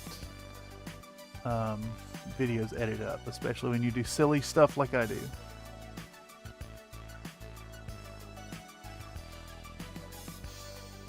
And speaking of silly stuff, I'd be remiss to not mention to both chat and folks who find this video via the algorithm, if you happen to see a Country Fried Minis workflow live stream where I'm live editing the videos, and you stop by, toss your ideas in chat, you can directly influence the outcome of videos.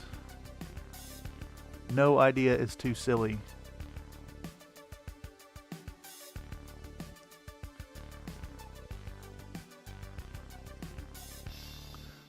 You know, I'm actually thinking I might even extrapolate that idea into the paint streams. I think it'd be fun to do like a random draw type stream where y'all make suggestions in chat and I do them. Like, dip the model in Nuln Oil, or Paint the highlight layer with a weird color. Shit like that. I think it'd be fun.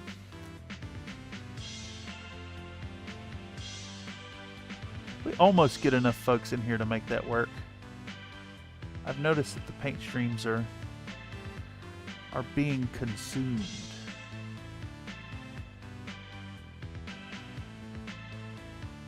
Holy moly. Good lord.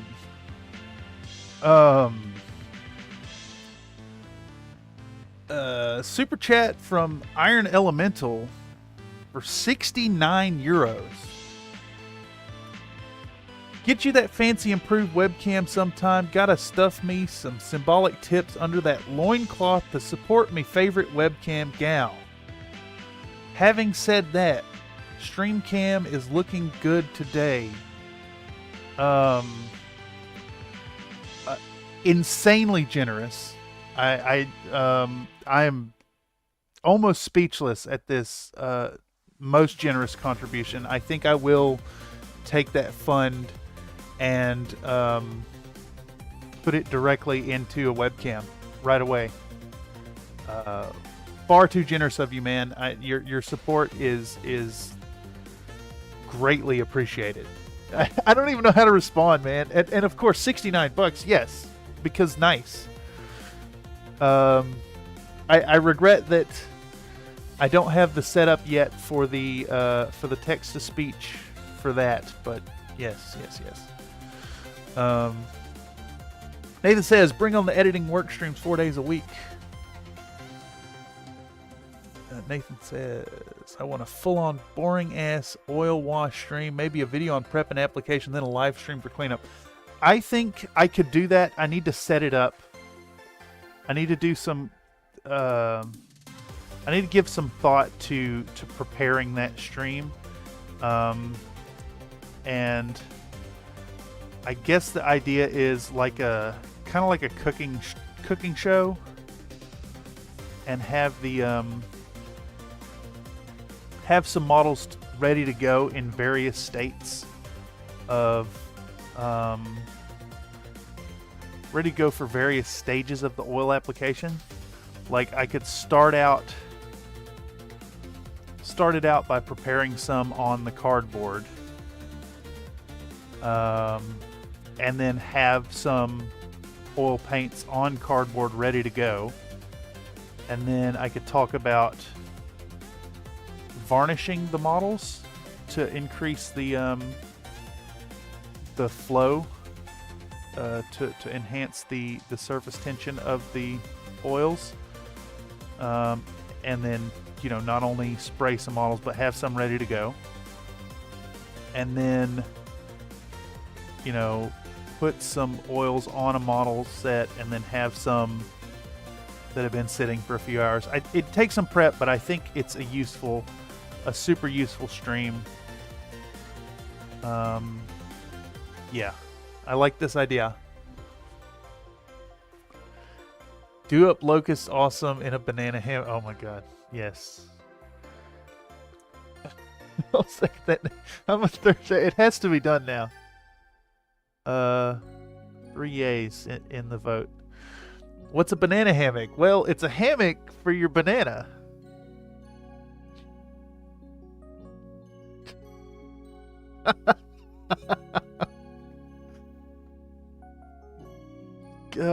Yeah, that's precisely what it is.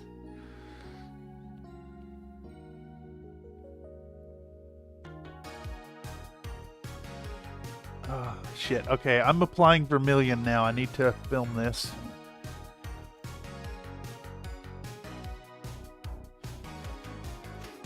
We're applying vermilion. Okay. Do I have the exposure adjusted? No. Let's set it to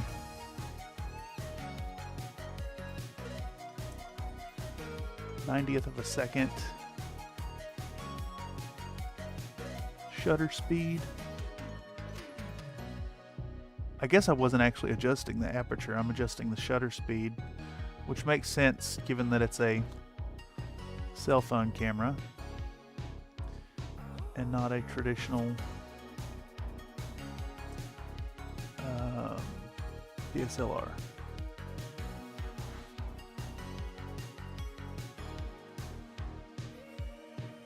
Okay, so we're taking our vermilion and we're going over everything we've done so far,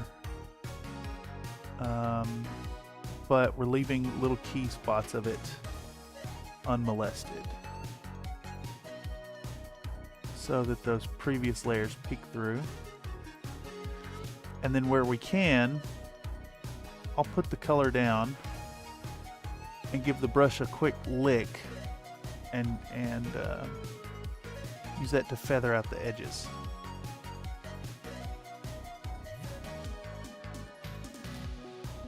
Blend those colors together. I don't want to glaze. I'm avoiding glazing as best I can.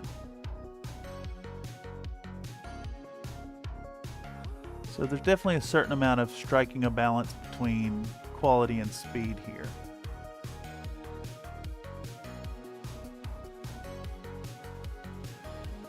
That sounds like an awesome speed out. Usually in neon blue or neon green color to draw attention to the hammer. Yes. Nathan says, I think the difficulty with the oil videos and why there are so few of them is exactly that. Really involved preparation, and planning oils are like that even without the filming streaming aspect. Yeah. Hey, Nightbot drops another claim here, saying that people who post their fitness routine on Facebook are more likely to have psychological problems. Yes, I think that people who post about their day-to-day in a bragging format are definitely exhibiting signs of a a psychological problem. Golden high flow fluorescent green would be my suggestion for a banana hammock color scheme. I need to get some of the fluorescents. Oil stream could be great. The waiting times in between things can easily be filled with those great show and tell moments. Yeah. Another Nate says, no 90 people who still use Facebook are a psychological problem. Yes, it is indeed Nightbot's best joke yet. Hey, I want to point out that this is the first time since setting up the timers that Nightbot has hit a critical mass high enough to spam about the Patreon. So less about the Patreon and more to say thank y'all for showing up for this. Thank y'all for participating in the chat. This type of involvement, community involvement, and direct interaction with y'all warms my heart, warms my cockles, and makes this tedium of painting while hunched over and angled around a camera so very fun. As I like to say, I want y'all to remember to be happy while you're painting, and of course to know that your participation here and in the community makes me very happy while I'm painting. So a hearty thanks to all of y'all for being here. And if you're finding this stream via the algorithm after the fact and watching it back, know that the paint streams are a weekly event, 6 p.m. Pacific Standard Time, every Wednesday night. You can check out the Country Fried Minis website at countryfriedminis.com and check out the calendar over there to stay appraised of the streaming schedule. Not all streams will be on there. Largely the workflow ones will be impromptu and in the moment. Just, keep an eye on the community tab as well. We do fun streams, and there'll be more fun content coming out soon as well. All right. I think I got enough footage of the vermilion going down. Hey. Because we be big shit posting. Yes, shit posts is life, man. I want my post to stink to high heaven. Smell like a gas leak. Okay. So we are layering on straight vermilion at this point. I recorded about 2 minutes of actually applying the paint, and we'll do some more of that. We'll do some more filming once we put a brighter color. I'm realizing that I could perhaps speed up some of the editing process by being more calculated in what I film. Just like I remember seeing a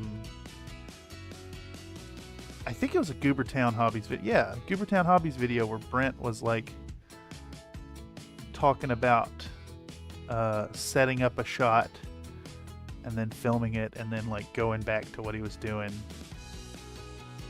off camera. And that's kind of what's going on here, except, you know, I'm also filming through the webcam and trying to keep up the fun banter and glance at chat quick enough to keep up with what y'all are saying.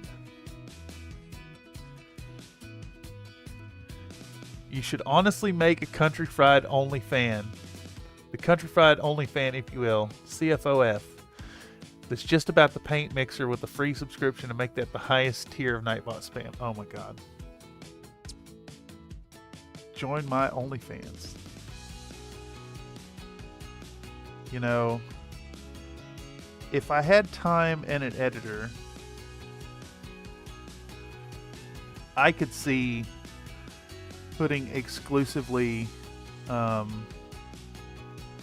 could see putting some of my pinup models on a platform like that. Although the amount of work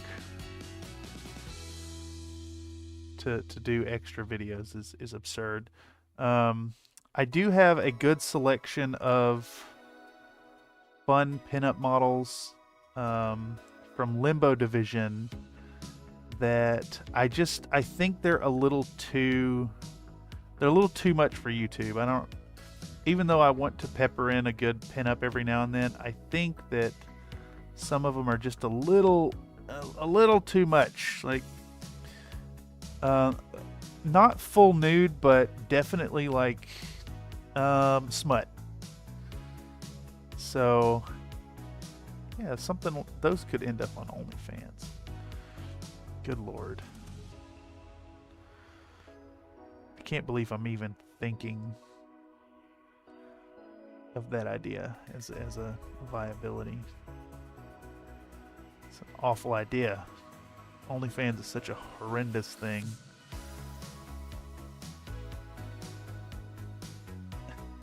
So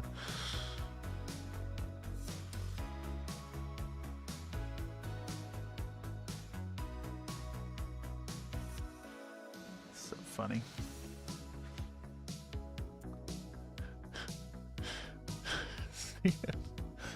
We're live. Yeah. Sure, but then someone in chat busts out a surprise Borg slide or pulls Batman villains in the match. Yeah, exactly. Batman villains and Borg both in the next video coming out. Yeah, leaving you with a lot of extra work and hardly any planned progress. OnlyFans doesn't really need to be pornographic. It's just set up in a way that works for that style of content. Yeah, I mean, look, if you build a platform that allows for pornographic content, it becomes porn. I mean, look at the whole Twitch controversy with the topless streams now. Though, to be fair, we've been seeing Twitch head that way for a long while now, like the hot tub streams and whatnot.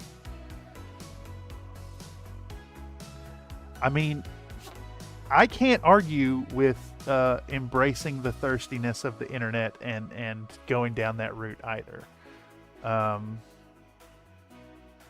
I think I mentioned in the last paint stream that the first episode of the Titania stream ended up with more views than the Edna video, which is insane. The algorithm was pushing that hard, which definitely shows that putting shapely women in scantily clad outfits in your thumbnails boosts your algorithmic score, especially when so many of my demographic is males between, what is it? It's 25 to 44 is the age band.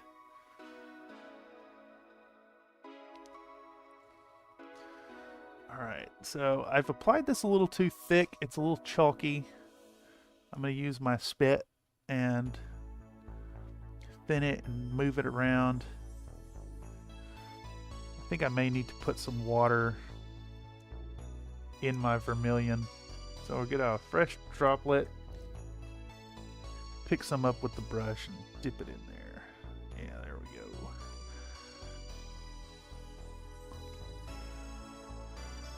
Okay. Working in the vermilion. Working in the vermilion.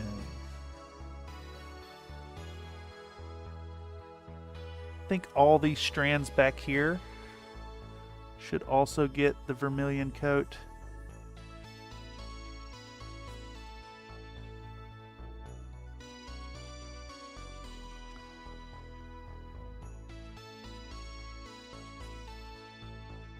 Kind of focusing it towards this rounded, excuse me, this rounded raised section here. So we've got some light hitting that, and then it'll get more shadow towards the top of the head that's right under the glove, and then more shadow as it comes down this way.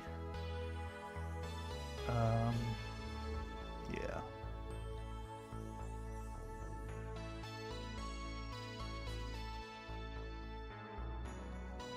I really should have just done this with glazing, but then it would take even longer.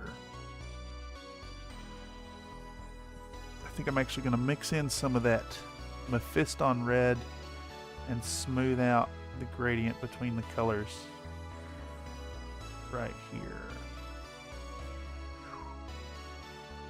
I'm shaking. My hands is shaking. Let's enhance the shake with some coffee.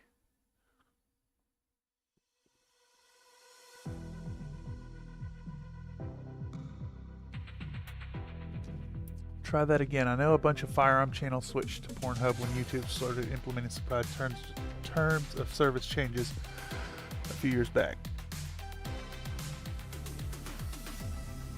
There's nothing wrong with sex culture and content. The more open and accepted it is, the safer and more reliable it becomes for the people that create it.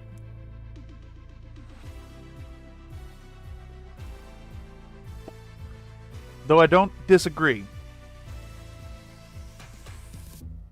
I do think that platforms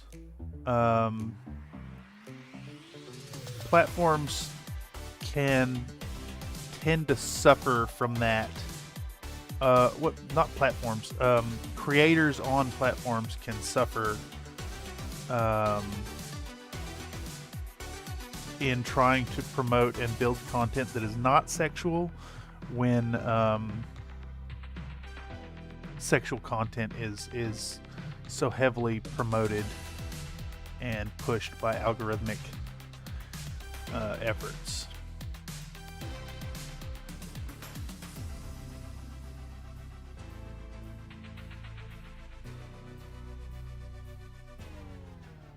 There's a few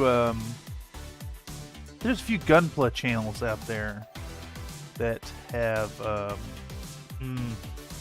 low quality builds and low quality content and are wildly successful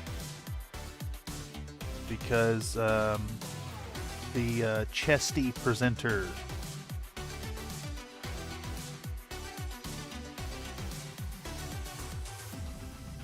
not that that's necessarily a bad thing. It's just you know, something to think about.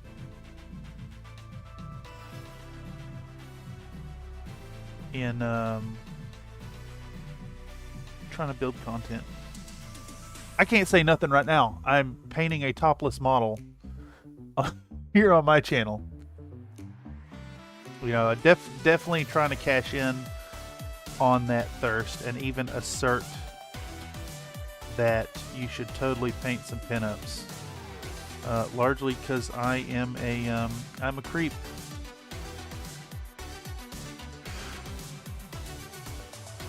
And I like them. And I'm not ashamed of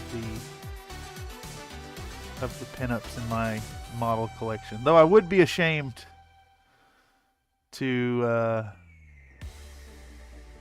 put some of them on my very public YouTube. I guess ashamed isn't the right word. I'd be concerned about how it would shift the crowd and stray a little too far out of the wholesome. You know, I make boob and butt and dick jokes, and even fluid jokes, but I think for the most part the content is fairly wholesome, and I don't want to lose that. Even as I start peppering in these topless and near topless models, and make more fluid jokes while I do so.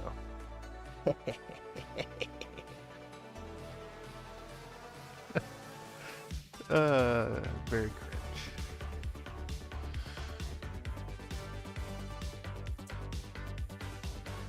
But you know, on the topic of Limbo Division models, I do have a few that are perfectly acceptable.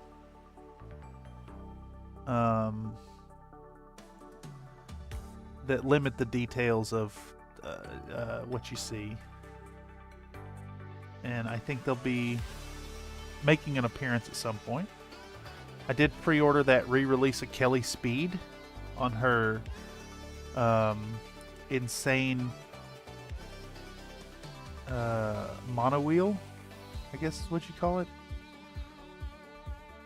The big one-wheel motorcycle. That's awesome.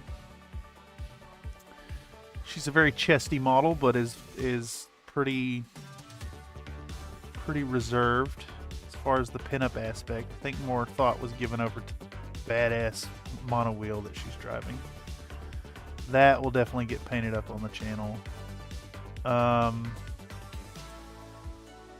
think we might do the Eliza Ice Food Bunny model.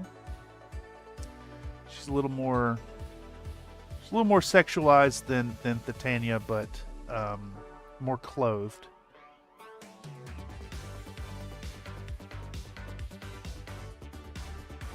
All that said, I don't want to stray too far from the original crowd either. We got to get some more battletech back in the channel.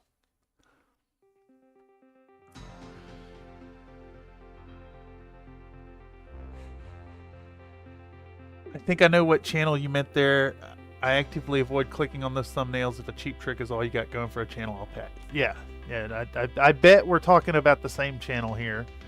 I must admit, the thirsty thumbnails had me land on that channel before, and I was very disappointed with the content of the video. Now, don't get me wrong. Chesty, scantily clad presenter presenting high quality content will reel me in with the promise of boobies and keep me there with the quality content. So, for all that I just said, like, is the problem the sexualized content, or is the problem the quality of the content? Some food for thought.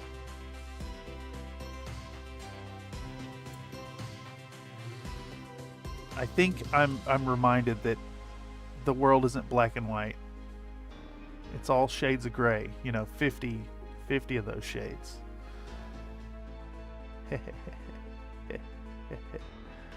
That too is a sex joke.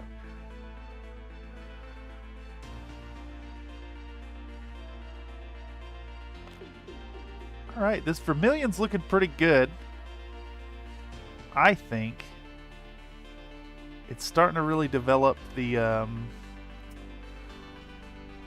shade difference between our Blood Angels red and the current highlight layer.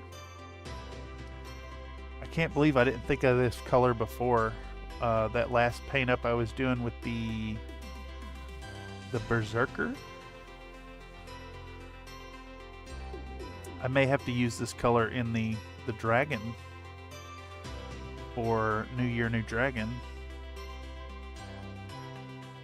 on my dragon summoner. It's really, really satisfying. Super good color. Big recommend. Add this to your collection if you're a Vallejo user. Dark vermilion. Quality color. It's a perfect highlight color for a darker red. What about a sexy mech pilot, like slap a neuro helmet on a Limbo Division gal and have her leaned against the ankle of her ride? I'd like to do something like that. That's actually, well, it's not pinup, but I'm planning on doing some pilots leaned against their ride, if you will, in the 5 generations of the catapult, except I printed them out in 6mm scale. So got a little tiny mech warrior for each of the great houses. The Steiner one, of course, has the big giant helmet. Alright, so I think we're just about ready to put on the next color here. In the meantime, I'm running back over some of the spots in a targeted fashion with more vermilion. So I find when your paints are nice and thin, you can use them. You can use the application of it in a translucent form as 2 separate layers of highlighting with the same color, and develop some rich color depth there. All right. Yeah, let's do another pass on the hair framing her face.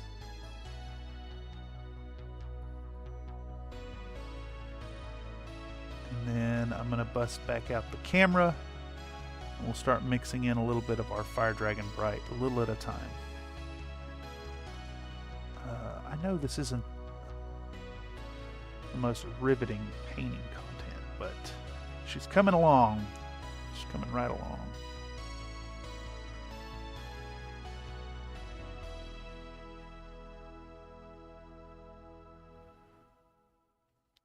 I am really excited about this model. The more work I do on it, admittedly, the job I'm doing on the hair here is not to the same standard as the gloves, but I think that the hair as a large surface will help to kind of sell what I'm going for here without being quite as detailed. Add a little more back here. Okay. I think we actually need a little bit of vermilion right here. Maybe just a tiny touch to enhance that reflected light down there. And yeah, looking good.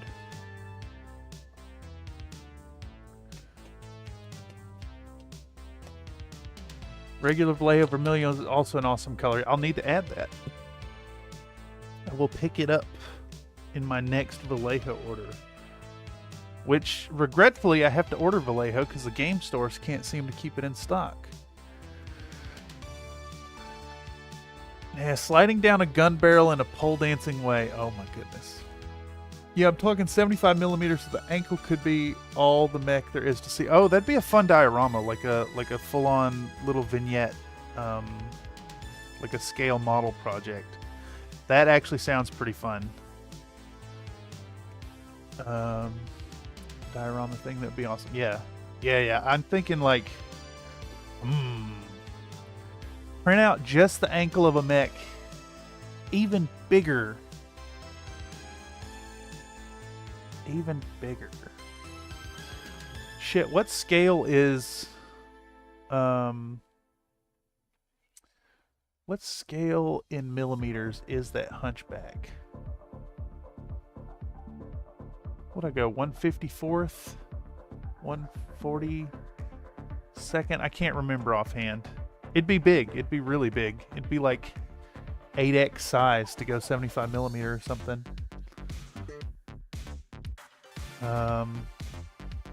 Like that's approaching beyond the limit of what I could reasonably print even in multiple parts on the SLA printers. Okay, so we'll get a little water. We're gonna grab our vermilion. Actually, I'm just gonna put a whole new drop of vermilion because we used almost all of that. Whole new drop of vermilion.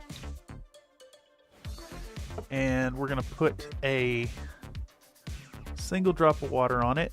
There we go. We're gonna snag our Fire Dragon Bright and start mixing it in. Ooh, that's a very weak pigment compared to the vermilion. You know what? Let's get a nice. I can always put more Fire Dragon Bright out. Let's just get a nice 50-50 tone with it first. Yeah, there we go. I don't know if the white balance is going to show the proper color there, but that's what we're working with. Let's start applying it.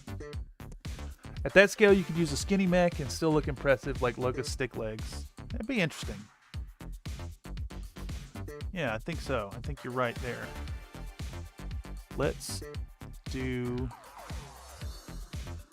more work right here. Have I got that in frame for y'all? No, I don't. How about... I think what's happening is I'm steadily, like, sliding back in my seat. Okay. That needs more water. More water. There we go.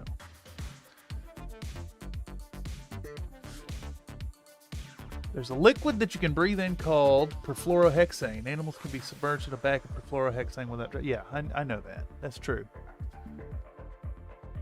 Nightbot did a true. Alright, so now we're starting to get... We've established base tone. We've established highlight 1 over most of this. And now we're going to start being a little more targeted in where we place our highlights. Starting to think about where the light would hit. What would get reflected light, what wouldn't. Emphasizing bulges in the curves. Trying to be a little more calculating about it.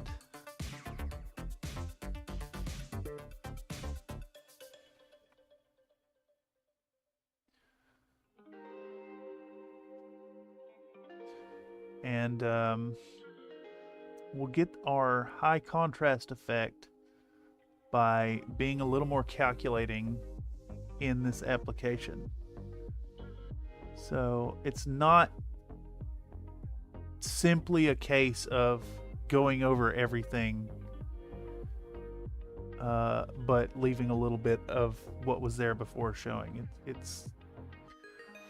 We're starting to think of our piece of art like a piece of art,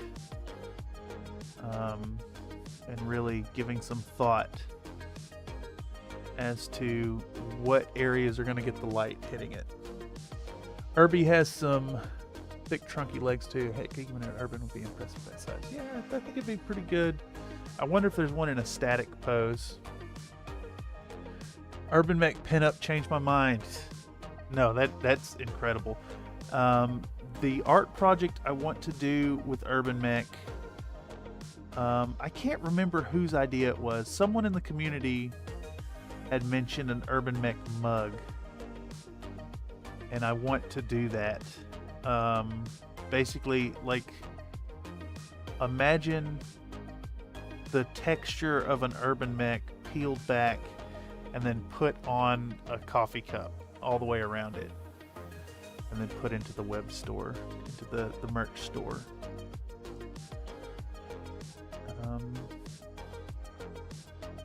I think I have the skill to draw it, but I don't know until I try, and it takes time. And I am nothing if I am not full of excuses for getting work done.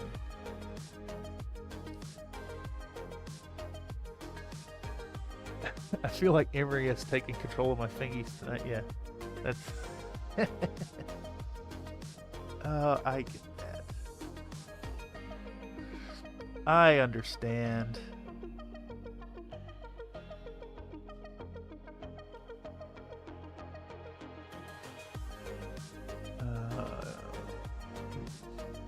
Okay, so the vermilion is creeping in and destroying my...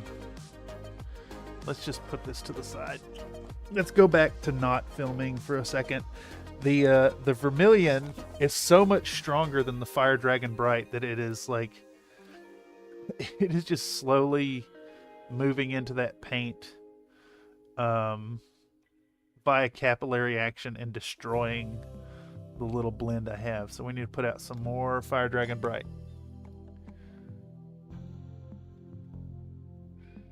I blame all of us. Everyone was confused about what we did. It's everybody's fault. You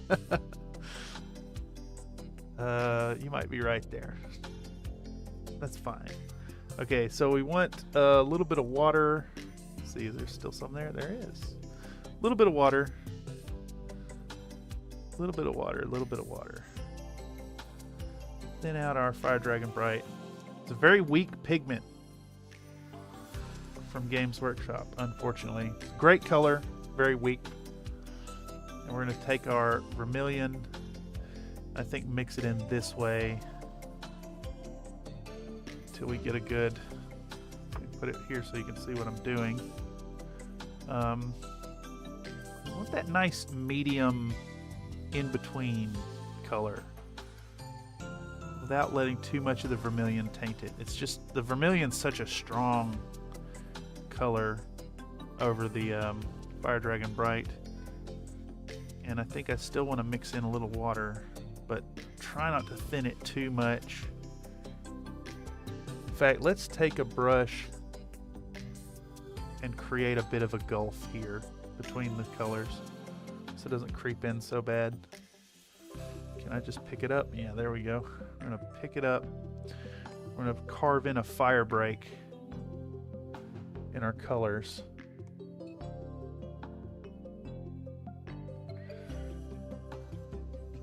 I wanted to sculpt an urban mug when his barrel-like body was brought up. Yeah. That would be fun too. That'd be super fun. I wonder, how would you make a product that's like a shaped mug? Is that something that can be cast? Do a series of pewter beer steins in the shape of an urban mech? Comstar Knight says, I'll take the blame. I know not what for, but I accept. Yes, you are indeed in the correct place, Comstar. And welcome. Your participation in tonight's chat has been really, really fun. I am humbled by your choice to participate in this silly place that is the paint stream here at Country Fried Minis. We're hanging out in the Bullshit Corner 2.0, talking bullshit. I would be remiss if I did not take a moment to solicit hard for channel memberships. For as little as $1 a month, you can join up. You can join up as a member of the channel and have access to fun stuff such as a fun little badge next to your name, as well as biscuit-based emojis in the chat. Priority consideration for comment responses. Of course, I respond to everything anyways. And, oh my god, it was my password. Can't do that right now. Yet.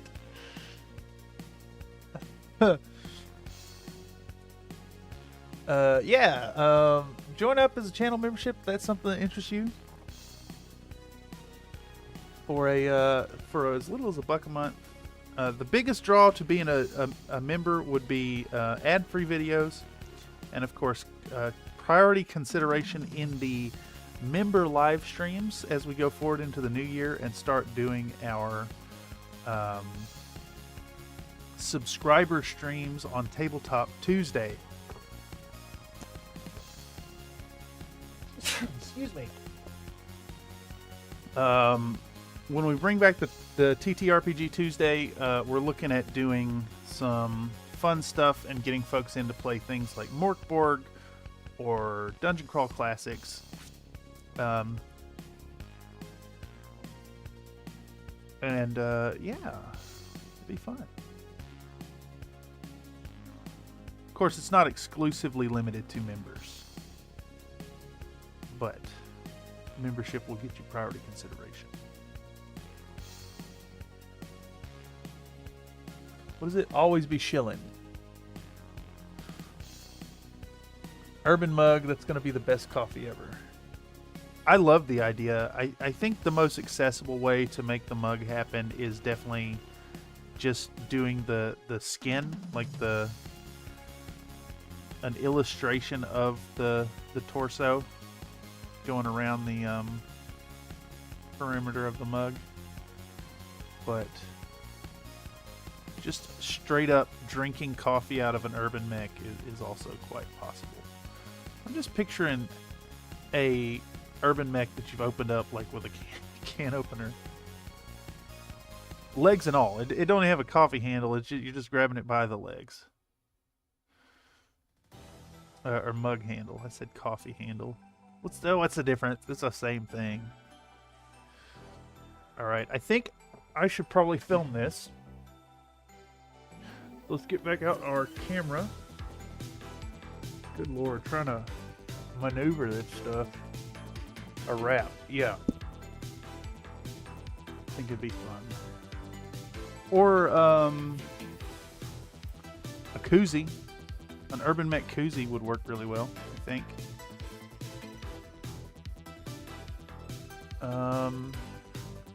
I know Fortress Games does a koozie. So I know there's producers out there that'll do them. And 2 years ago for the Rose City Raid, we got a Rose City Raid themed koozie for that. Although I'm not a beer drinker, nor a canned drink drinker anymore. I do enjoy the occasional can of V8, but they go down so fast I couldn't justify putting them in a koozie. I start chugging that stuff and I don't come up for air.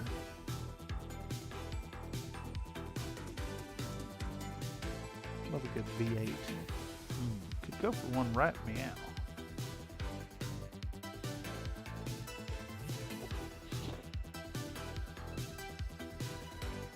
Yeah, an all-around print on a regular mug shape would do too. Yeah, I guess the issue is that you have that little, for the producers that you can sell mugs on, you usually have a gap in the art that's underneath the handle. So I feel like that could be partially problematic, but not a huge deal.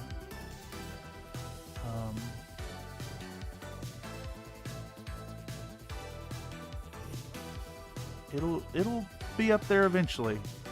I will find a way to make this happen. I was going to do a Country Fried Minis logo cup, but I couldn't quite figure out how to align the art without like seeing a physical product or doing some math that's beyond me. 3D print prototype mug cast in silicone, pour in ceramic mixture. Oh, I'm no 3D sculptor. It'll be hand squished. Hand squished urban mech.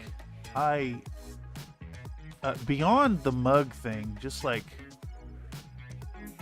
I love the idea of a large size hand sculpted mech.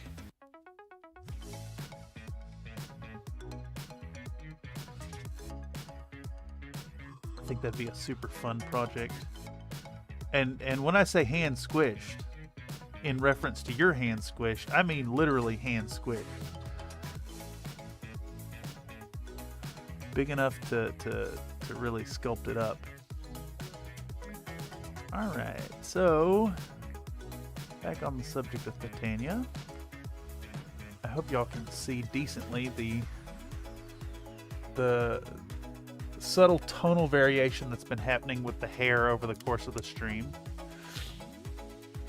We're on a 50-50 now between Dark Vermilion and Fire Dragon Bright, and we're starting to put in proper highlights, which are a lot more reserved in their application. Little here, little there, sometimes thicker, sometimes thinner, depending on how much light the area is going to get. Like right here is just reflected light, but it's a strong reflection, so I'm barely grazing the surface, as opposed to these harsh edges right here, which are just getting full strength application. Yeah, it's looking pretty good. So we'll do some here full strength, and then we'll blend it down, and just a tiny bit there in full strength, and same here. We're gonna hit this bang on the front, full strength at the top, and as we go, we're gonna feather it lightly more and more, and the bottom strand just gets straight feathered color.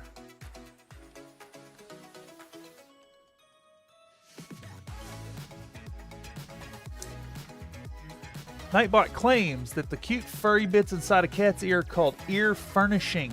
They ensure that dirt doesn't go inside and also helps them to hear well. I'll make sure only the drink area is glazed, or then it's an option so anybody wants to paint their own. Oh man. Paint your own Urban Mech mug.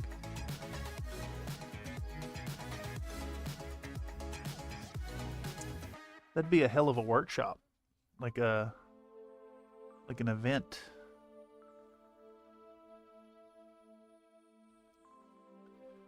Do like a seminar on ceramic glazing. Get people all excited to show up, and then they're painting urban mechs.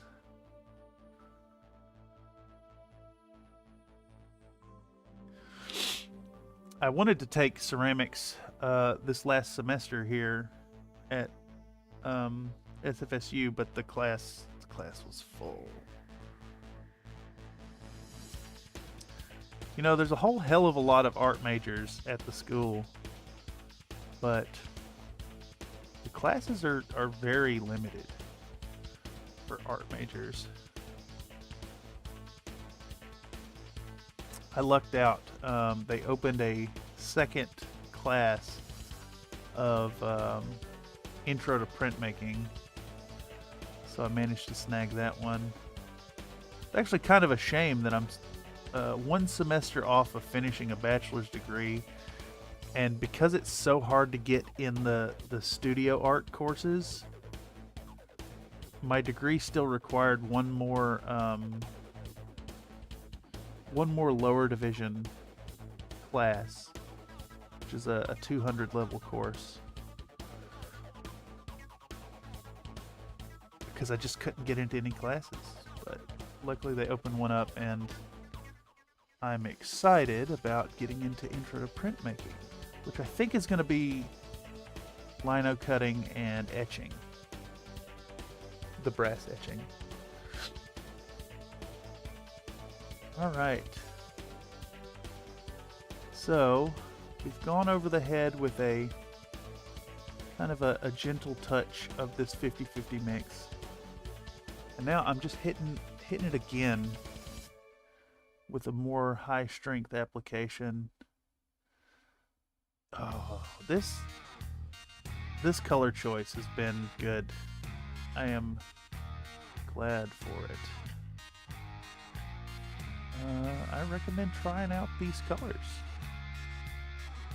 Try out this process.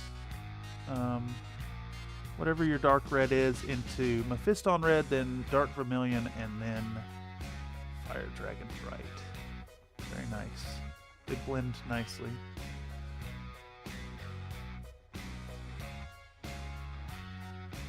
Okay, so on the back here, we're accentuating this like section right in the middle here. It's kind of raised up. Down here, we've got this strand that's a little closer to the viewer. Gonna build that up, get the brightest point right here. Same here, and then we've got a couple bumps in the hair, a couple higher waves that gonna get the straight color. Same here and here. Basically, we're at a point now where we're only highlighting the tops of individual waves of hair groupings, I should say. I'm gonna accentuate the contrast in our highlights. Create a little more depth to the model. A little variation in the color. I think we even need some right here. Okay. So I think now we've got that 50-50. So from here we just want, I have to reset this now. From here we're just going to use mostly straight Fire Dragon Bright. Here, let me put this on film so y'all can see it as well. So we're going to take our Fire Dragon Bright and isolate some of it. Get a little more water. Thin it down even more. And then just a little bit of this 50-50 mix and put it in there. I want it to be basically Fire Dragon Bright, but a little darker, because I think looking at the contrast between those two tones, it's a little too far, even if we thin it out. But now that we've got this blend, we're gonna... Ugh. I didn't wipe that before licking the brush. Pretty sure you're supposed to use a player mold for ceramic because of plaster mold, because plaster sucks the water out of the mix. That makes sense to me. All right, let's do another shot. So between between filming the palette and filming the model, I'm having to adjust the shutter speed to balance to get the color reading right. So here we're just going back where we had the brightest vermilion Fire Dragon Bright color before, and we're doing that standard layering technique of basically painting the whole thing, painting most of it, leaving a little bit of the color from before. So this is no different than your normal painting techniques. We're just being very calculating in what's getting highlighted, reserving this for only the sharpest edges and the highest points of the whorls of hair. Always in respect to the light source, though. Well, I guess it's not 100%. It's in respect to both the light source and distance from the viewer. But this needs to be very reserved, very calculated in how much we're using. And again, I'm varying the pressure and the moisture on the brush, just going by feel, much the same way that you would with like a charcoal drawing or drawing in general. Honestly, I think that's about it. We're concentrating the highest highlight here and around the face. And by applying this stuff in a very reserved fashion, just here and there, we'll create the illusion of this richness to the tone throughout the model without having to put it anywhere, or everywhere, I mean. Less is more. Less is indeed more. Is that still in frame? I think so. Okay. And now we're hitting the spots ringing the face. Just hitting them again. So an even smaller dot of almost straight Fire Dragon Bright on the sharpest segments. There we go. And then I think from here we are going to take straight Fire Dragon Bright, and extremely reserved in the application on just the tippest spots of highlights. So we're creating that shine that's going along the part inner hair. We're putting a tiny bit on this sharpest whorl of hair to bring the depth a little higher. We're going to put a little bit right here. Nope, actually we're not, because it's kind of in the shadow of the glove. We're going to put the tiniest bit right here and on the tip of that hair.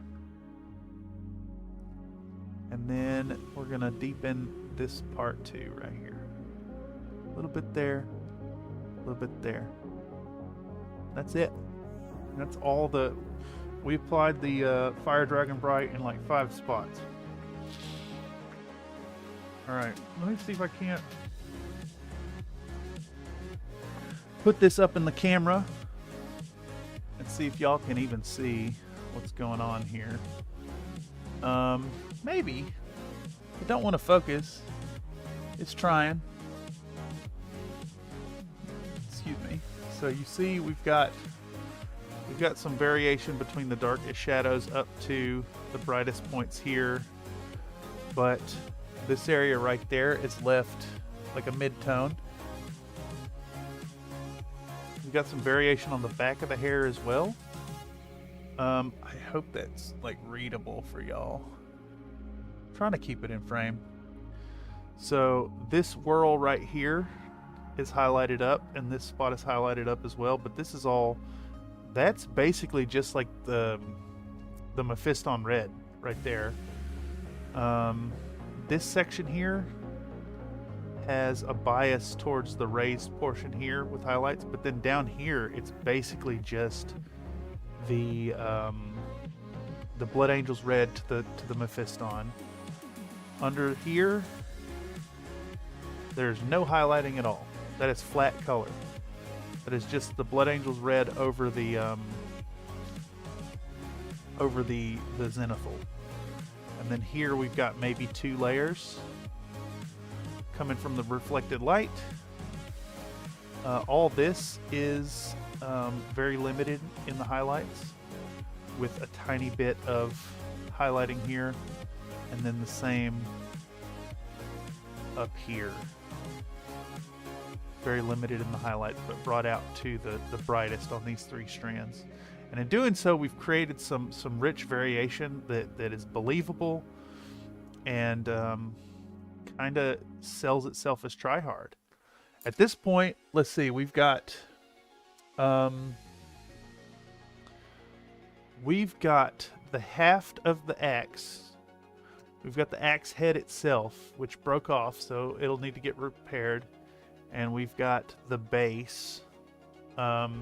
which honestly the base is a bit of an afterthought, honestly. So we're about to hit the 3-hour point, which is where I like to end these streams.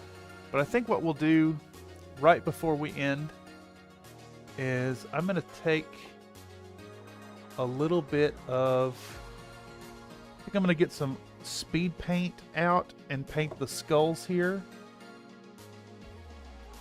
Yeah, let's do that before I end the stream. So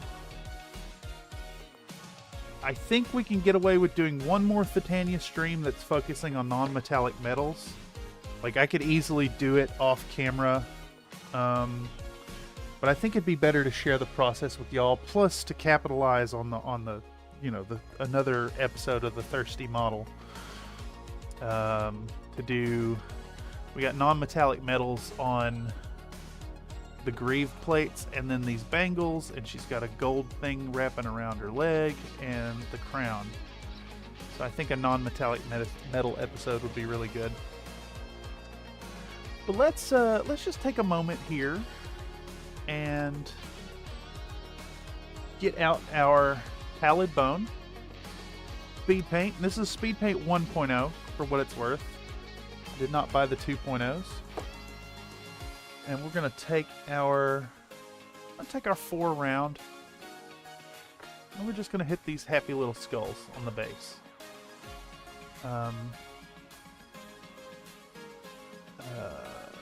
Yeah, just take another moment to mention my appreciation for all of y'all for showing up and chatting with me in the stream. It's been a very productive and popping chat this time around.